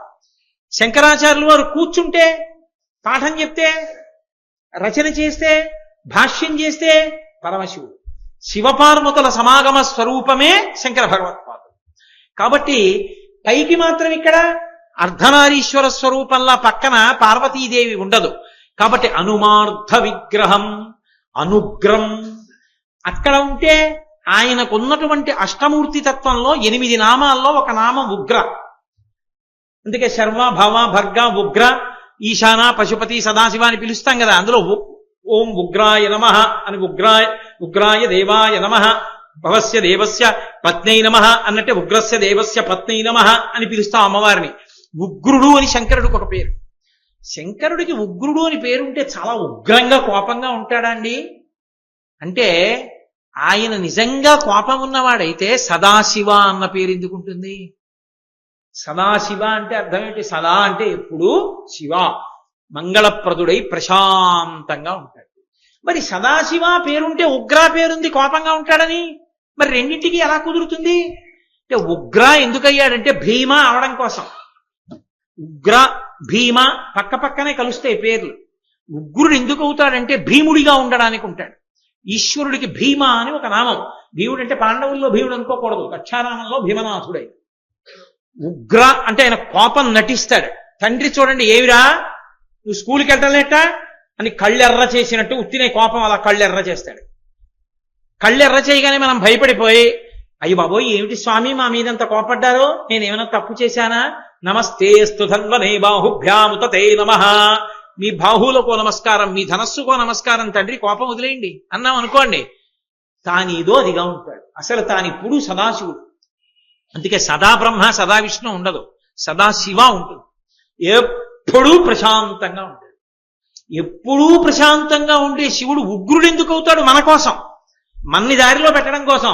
నాన్నగారు లోపల ప్రశాంతంగానే ఉన్నారు, అప్పుడప్పుడు రే అని ఇలా అన్నట్టు అలా వేలు చూపిస్తాడు ఆయన. అలా చూపిస్తాడు కాబట్టి ఉగ్ర. అప్పుడప్పుడు అలా చేస్తాడు. దక్షయజ్ఞ ధ్వంసం చేశాడు ఒకసారి, త్రిపురాసుల సంహారం చేశాడు ఒకసారి. అలా చేసినప్పుడు పెద్ద కోపంగా ఉన్నట్టు కనపడతాడు, కానీ కోపంగా ఉన్నవాడు ఏం కాడు. ఇక్కడుంటే కాలడి శంకరుడిగా ఉంటే అసలు కోపమే ఉండదు. ఆయన సన్యాసి. అందుకే ఆయన ముఖం చూడండి వెలిగిపోతుంటుంది. ఎంత ప్రశాంతంగా ఉంటారో, ఎంత ప్రసన్నంగా ఉంటారో. అందుకని అనుగ్రం, ఉగ్రస్వరూపం లేనివాడు.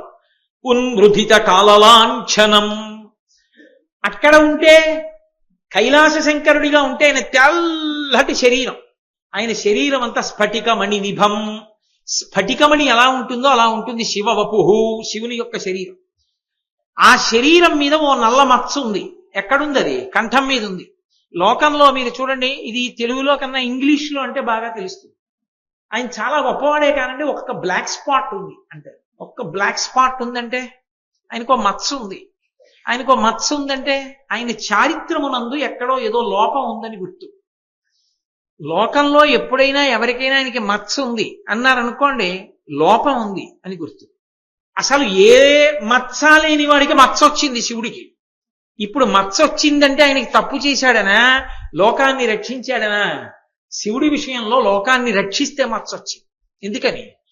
మిగిలిన వాళ్ళందరూ హాలాహలం చూసి పారిపోతుంటే శంకరుడు ఒక్కడే తన చుట్టూంచుర సంఘములు జయధ్వానంబుతో బొబ్బిడన్ ఘనగంభీరంబుతో శివుడు లోకద్రోహి ఇంపోకు రమ్మని కెంగీల తెమల్చి కూర్చి కడిగానంకించి జంబూఫలంబున సర్వంకషమన్ మహావిషమును ఆహారించే హేలాగతి.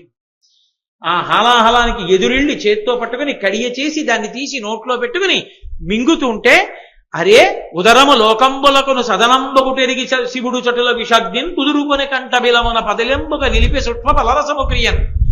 మింగేస్తే కడుపులో పెడితే లోకాలు పోతాయని పైకి వదలకుండా లోపలికి పెట్టకుండా కంఠంలో పెట్టుకుంటే ఆ విష ప్రభావం చేత తెల్లని శంకరుడి కంఠం మీద నల్లటి మచ్చ వచ్చింది.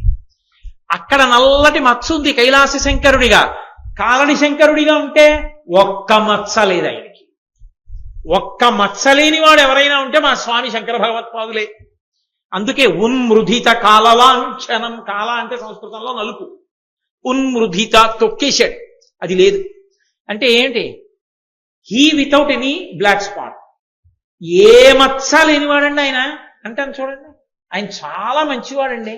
ఆయన అసలు ఏ తప్పు చేయలేదండి అని చెప్పవలసి వచ్చింది అనుకోండి, ఆయన అండి ఒక్క మచ్చ లేదు ఆయనకంటే. ఒక్క మచ్చ లేదంటే ఏడు దాని అర్థం? అసలు ఆయన నిందు దోషమే లేదు. శంకరాచార్యుల వారు ఎటువంటి వారు అంటే ఉన్మృధిత కాలలాంఛనం. ఇక్కడ కాలడి శంకరుడిగా తిరిగితే ఆయనకి కంఠం మీద మచ్చ కూడా లేదు, తెల్లటి రూపంతో ఉంటారు.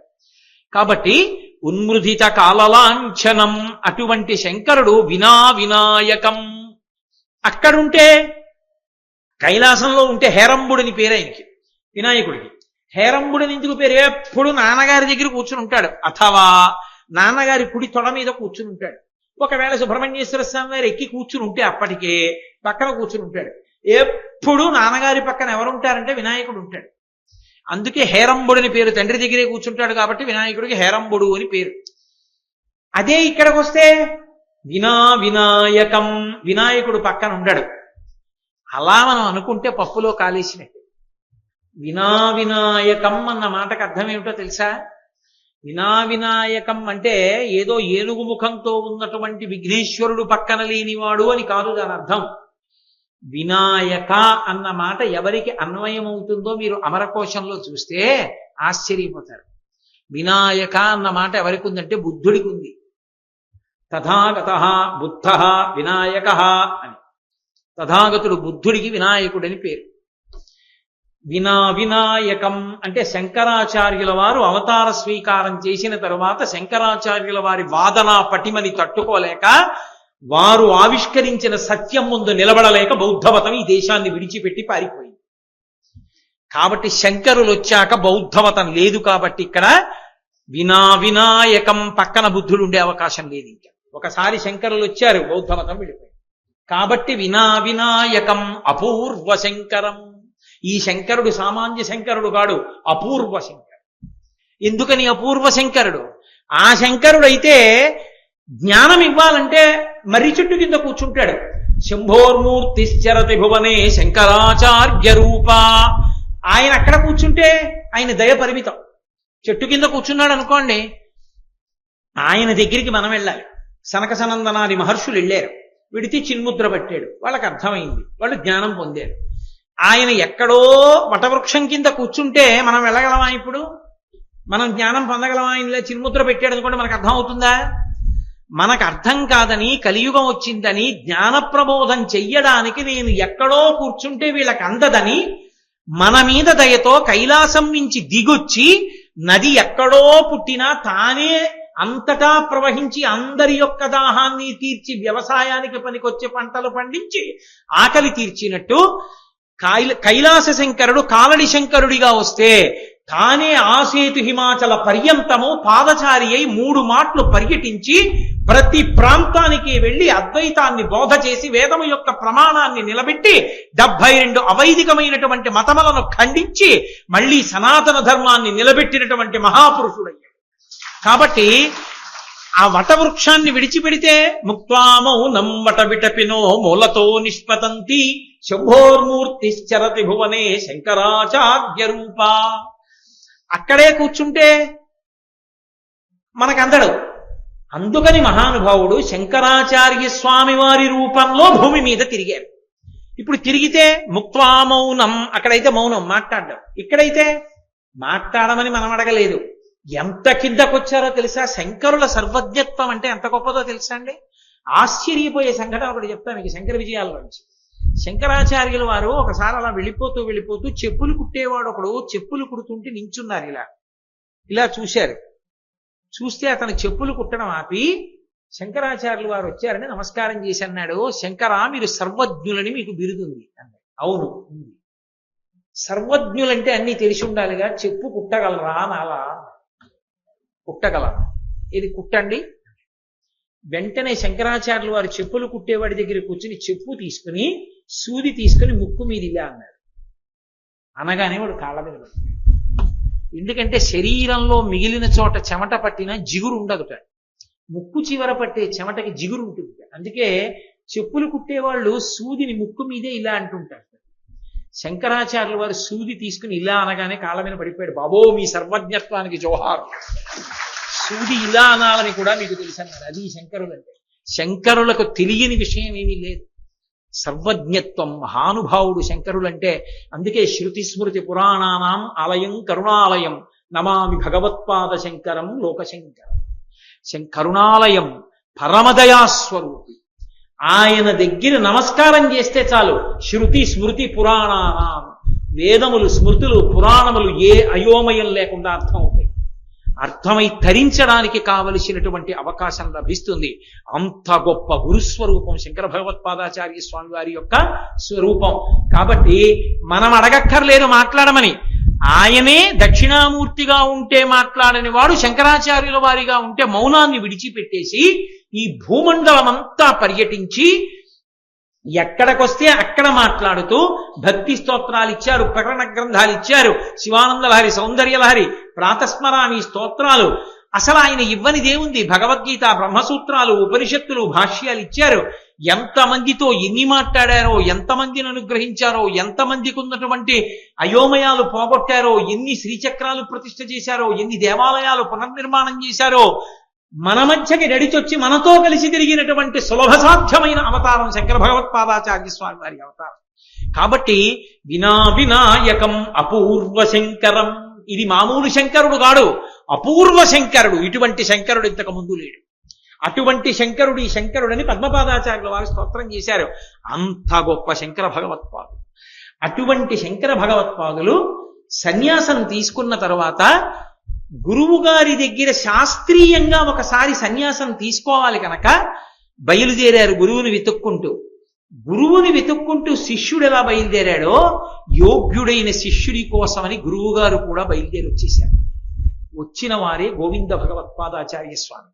ఇందులో మళ్ళీ చిత్రం ఏమిటంటే శంకరుల యొక్క గురు పరంపర చెప్తాం. చెప్పినప్పుడు నారాయణం పద్మభువం వశిష్టం శక్తించ తత్పుత్ర పరాశరంచ వ్యాసం శుకం గౌడపాదం మహాంతం గోవింద యోగీంద్ర దాదాస్య శిష్యం అంటాం. అన్నప్పుడు ఆ ముందు వరకు గౌడపాదుల వరకు భగవత్పాద లేదు, గౌడపాదాచార్య స్వామి అంటాం. గౌడపాదుల్ని దాటిన తర్వాత గోవిందుల దగ్గరికి వచ్చేటప్పటికి గోవింద భగవత్పాద, శంకర భగవత్పాద. ఎందుకు ఆ మార్పు వచ్చింది? ఈ అద్భుతం ఎలా జరిగింది? అసలు గోవింద భగవత్పాదులకి ఈ బాలశంకరులు వస్తున్నారయా సన్యాసం తీసుకుని నువ్వు నర్మదకి వెళ్ళని ఎవరు చెప్పారు? ఎందుకు చెప్పారు? ఎంత గొప్ప కథ నడిచింది, ఎంత పెద్ద కథ నడిస్తే శంకరాచార్యుల వారు ఇటువంటి స్థితిని ఆ గోవింద భగవత్పాదుల్ని కలుసుకున్నారు. శంకరాచార్యుల వారు గోవింద భగవత్పాదుల్ని ఎన్ని మాటలు కలుసుకున్నారు, ఎక్కడెక్కడ నమస్కారం చేశారు, అసలు గురుభక్తి అంటే శంకరుల అద్భుతం ఏమిటి, ఈ విశేషాలన్నిటి గురించి వారి శాస్త్రీయ సన్యాస స్వీకారం, గోవింద భగవత్పాదులు వారికి సన్యాసం ఇచ్చి ఆ తత్వోపదేశం చెయ్యడం, ఈ విశేషాలకి సంబంధించినటువంటి అద్భుతమైనటువంటి ఘట్టం శంకర విజయాల్లో మహాద్భుతమైనటువంటి ఘట్టంగా చెప్పబడేటటువంటి ఘట్టం. ఆ ఘట్టాన్ని రేపటి రోజున మనవి చేసే ప్రయత్నం చేస్తాను శంకరాచార్యుల వారి అనుగ్రహంతో. ఇప్పుడు నేను మీతో ఒక్క 2 విషయాలు ముచ్చటిస్తాను, దయచేసి అలా ఉండండి. ఒకటి, రేపు అక్షయ తృతీయ తిథి. ఎందుకంటే పరమేశ్వరుడు దేశమునందు కాలమునందు ప్రత్యేకంగా తన కొరకు తాను చేసుకోవడానికి ఒక అవకాశాన్ని ఇస్తాడు. ఎందుకంటే మనం ఎన్ని చేశామన్నది పక్కన పెట్టండి, ఈ జన్మలో మోక్షం పొందుతాం అని ఎవరైనా అనుకుంటే మంచిదే, వారికి ఒక నమస్కారం. నేను కాదని ఎవరితోనూ వాదించను, వారికి ఆ యోగ్యత ఉండొచ్చు, పొందొచ్చు. కానీ అందరూ మోక్షానికి వెళ్ళిపోరుగా, పునర్జన్మ ఉంటుందిగా. ఏ శరీరంలోకి వెళ్ళినా ఆకలి ఉంటుందిగా, ఏ శరీరంలోకి వెళ్ళినా దప్పిక ఉంటుందిగా, ఏ శరీరంలోకి వెళ్ళినా భార్యాబిడ్డలు ఉంటారుగా, ఏ శరీరంలోకి వెళ్ళినా సంతోషంగా సుఖంగా ఉండాలన్న కోరిక మాత్రం ఉండిపోతుందిగా. తన కొరకు తానేమీ చేసుకోలేకపోయానని జీవులు బెంగ పెట్టుకుంటారని పరమేశ్వరుడు ఒక సంవత్సరం మొత్తం మీద దేశకాలముల యందు సృజించిన పరమోత్కృష్టమైన తిథి అక్షయ తృతీయ. దాని పేరే అక్షయ తృతీయ. అది ఒక్క వైశాఖ మాసం. ఈ అక్షయ తృతీయకి గొప్పతనం ఏంటంటే, ఈ శరీరాన్ని విడిచిపెట్టి జీవుడు ఇంకొక శరీరానికి వెళ్ళిపోయినప్పుడు కూడా చేసిన పుణ్యాన్ని అనుసరించే ఇస్తారు. కర్ణుడి యొక్క కథలోంచి వచ్చింది అక్షయ తృతీయ. అక్షయం అంటే అది ఖర్చు అయిపోవడం ఉండదు, ఆకలి తీరాలి. ఏ జన్మలో ఉన్నా నాకు కడుపు నిండా అన్నం దొరకాలి, నేను నలుగురికి పెట్టుకోగలగాలి అనుకున్నవాడు అక్షయ తృతీయ తిథి నాడు బ్రాహ్మణుడికి స్వయం పాకం ఇచ్చుకోవాలి. అంటే కసిని బియ్యం, ఏదో 2 దుంపలో, 2 కూరగాయలో, కాస్త చింతపండు, 2 మిరపకాయలు, ఓ పండు తీసుకొచ్చి ఇస్తారు. స్వయం పాకం ఇచ్చుకుంటే జన్మాంతరముల యందు కడుపు నిండా తాను తిని తన చుట్టూ ఉన్న వాళ్ళకి పెట్టుకుంటాడు. ఒంటికి బట్టకి లోటు రాకుండా నేను ఎప్పుడూ చక్కగా బట్ట కట్టుకుని ఉండగలగాలి అంటే దాని అర్థం మనుష్య జన్మ కావాలి. ఆ మనుష్య జన్మలో చక్కగా ఒంటి నిండా బట్ట కట్టుకుని ఉండగలగాలనుకోవాలంటే అంచు కలిగిన బట్ట, పంచెల చాపు తీసుకొచ్చి బ్రాహ్మణుడికి దానం చెయ్యాలి. అన్నిటికన్నా దారుణమైన శాపం ఏమిటో తెలుసా జీవితానికి? నీరు దొరకదు. అందుకే చేసిన పాపం తరిమితే దాహంతో అలమటించిపోతాడు. అలమటించిపోతే 10వ రోజున ధర్మోదకాలు విడిచిపెట్టిస్తాడు. ఆ నీళ్లు తాగమంటారు, అప్పుడు తాగుతాడు. అది కూడా మీరు ధర్మశాస్త్రం చదివితే కొన్ని చోట్ల చెప్పిన మాటలకు భయపడతారు. కొడుకు అధార్మికుడైపోతే, కొడుకు గాయత్రీ మంత్రం చేసే అధికారాన్ని కోల్పోతే, సరే ఇంకా నేను కొన్ని కారణాలు చెప్పడం ఎందుకు సభాముఖంగా, అప్పుడు ఆ కొడుకు చేత్తో విడిచిపెట్టినా తాగనివ్వరు. ఆ కొడుకు స్నానం చేసినప్పుడు మర్మావయవముల వద్ద ఉన్న వెంట్రుకల మించి పడిన నీళ్లని తాగమంటారు. నువ్వు అలా పెంచావు కొడుకుని, అందుకని అలాగే తాగని చెప్తారు. బాహుమూలములలోంచి పడిన నీటి బిందువుల్ని తాగమంటారు. అందుకని కనీసం ధర్మంలో ఉన్నవాడు ఎవడైనా వచ్చి కాసి నీళ్ళు ఇస్తే తాగనిస్తారని, అయ్యా అందరూ రండి అని కొడుకు పిలుస్తాడు. ప్రేమ ఉన్న వాళ్ళందరూ వెళ్ళి ధర్మోదకాన్ని విడిచిపెడతాడు. ఆ నీళ్లు తాగుతాడు. ఆ దరిద్రం లేకుండా శరీరం విడిచిపెట్టిన తరువాత ఉత్తర జన్మలలో కూడా కావలసిన నీళ్లు దొరికి హాయిగా దాహంతో కొట్టుకోవలసిన అవసరం లేకుండా ఉండేటట్టు చెయ్యగలిగిన తిథి ఒక్క అక్షయ తృతీయ మాత్రమే. అక్షయ తృతీయ నాడు పూజ బాగా కడిగేసి, లేకపోతే కుండ బాగా కడిగేసి దాంట్లో చక్కగా నీళ్లు పోసి, అప్పటికప్పుడు తాగడానికి యోగ్యంగా ఉండాలి, మట్టి కంపు కొట్టకూడదు. నీళ్లు పోసి అవకాశం ఉంటే అందులో చక్కగా కాస్త యాలకగుండ లాంటిది, కొద్దిగా కర్పూరం కలిపి ఆ ఉదక భాండం అంటారు, ఆ నీటి పాత్రని తీసుకొచ్చి ఆ పూజానో కుండనో బ్రాహ్మణుడికి దక్షిణతో కలిపి దానం చేస్తారు. ఓపికని బట్టి 6, 11, 16, 116లో ఏది ఉంటే అది. దాని చేత ఆకలి దప్పిక తీరుతాయి. ఇంకా విశేష ఫలితాలు ఏవి అంటే, వేసవి కాలం కాబట్టి చెప్పుల జతిస్తారు, గొడుగిస్తారు, ద్రవ్యం ఇస్తారు. అక్షయ తృతీయ నాడు తప్పకుండా దానం చేసుకోవాలి. అది కూడా నేను మీతో ఒక మాట చెప్తున్నాను, భర్త వచ్చి దానం చేస్తే చాలు, కానీ ప్రయత్నపూర్వకంగా సువాసిని అయిన స్త్రీ, 5వ తనం ఉన్నటువంటి ఆడవాళ్ళు భర్తతో కలిసి వచ్చి చక్కగా బ్రాహ్మణుడికి ఇచ్చేటప్పుడు అథవా 2 జాకెట్టు బట్టలు పెట్టి అందులో పసుపు కుంకాలు పెట్టి ఇచ్చుకుంటే, ఇవ్వగలిగో చీర ఇస్తే మంచిది. గాజులు పసుపు కుంకం ఇచ్చుకుంటే జన్మ జన్మాంతరములకు యోగ్యమైన భర్తతో సువాసినిత్వాన్ని పొందుతారు. అక్షయం కదండి, అది ఖర్చు అయ్యేది కాదు. కాబట్టి రేపటి తిథిని జార విడుచుకుంటే అంతకన్నా మూర్ఖత్వం ఇంకోట్లేదు. అక్షయ తృతీయ నాడు బంగారం కొనుక్కోవడం అంటే పాపం కొనుక్కోవడం. కలిపురుషుడు బంగారంలో ఉంటాడు. అక్షయ తృతీయ నాడు బంగారం కొనుక్కోమని ఎవడు చెప్పాడో నాకు అర్థం కాదు, ఎక్కడా లేదు అలా. అక్షయ తృతీయ నాడు ఉతక భాండం దానం చేయాలి, స్వయం పాకం ఇవ్వాలి, ద్రవ్యం ఇవ్వాలి, చెప్పుల జత ఇవ్వాలి, లేకపోతే గొడుగు ఇవ్వాలి, లేకపోతే బట్టలు ఇవ్వాలి. అంతేకాని ఇలాంటి పిచ్చి పనులు చేసి బంగారాలు కొనుక్కుని ఇంట్లో పెట్టుకోరు. పాపం వృద్ధి అవుతుంది, అక్షయం అవుతుంది, ప్రమాదం ఎక్కువ అవుతుంది కలిపురుషాంశ చేత. కాబట్టి రేపటి రోజున ఉదయం 8:30 నుంచి నేను ఇవాళ పొద్దున్న ఈ దేవాలయంలో ఉన్నటువంటి అర్చక స్వాముల్ని ప్రార్థించాను. ఎందుకంటే మళ్ళీ అర్చక స్వామికి ఒక ప్రత్యేకత ఉంటుంది. ఆయన ఏ దేవాలయంలో కూర్చుని ఉంటాడో ఆ దేవాలయంలో 8వ అంశ ఆయన అయి ఉంటాడు, 8వ వంతు.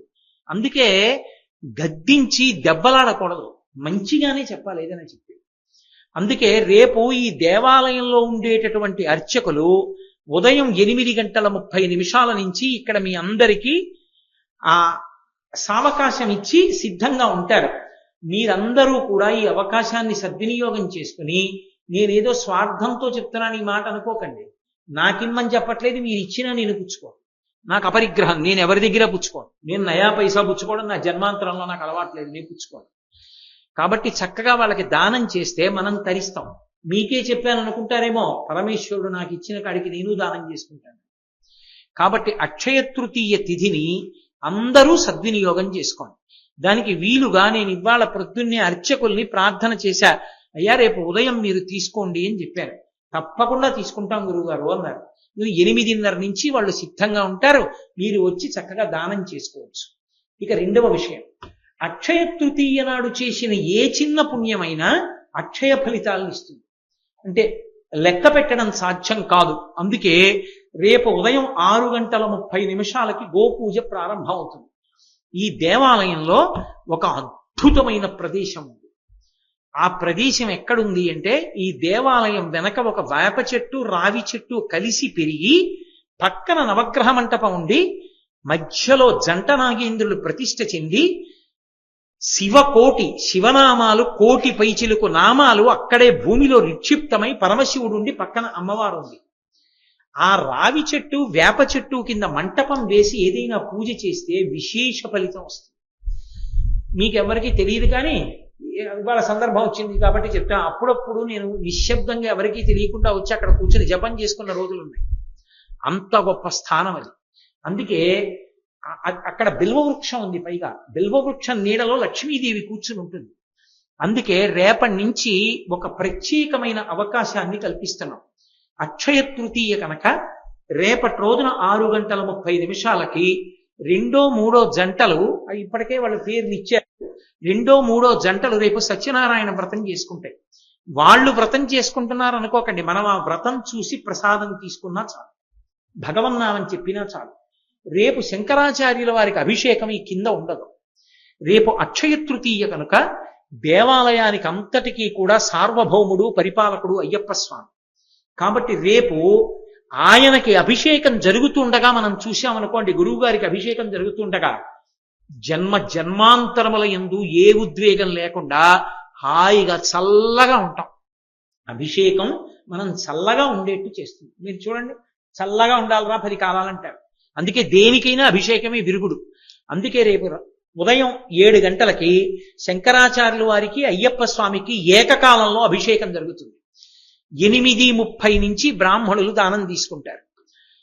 ఈలోగా వెనక సత్యనారాయణ వ్రతం జరుగుతుంటుంది. 6:30కి ఇక్కడ గోపూజ జరుగుతుంది. రేపు సాయంకాలం 2 అద్భుతాలు జరుగుతాయి.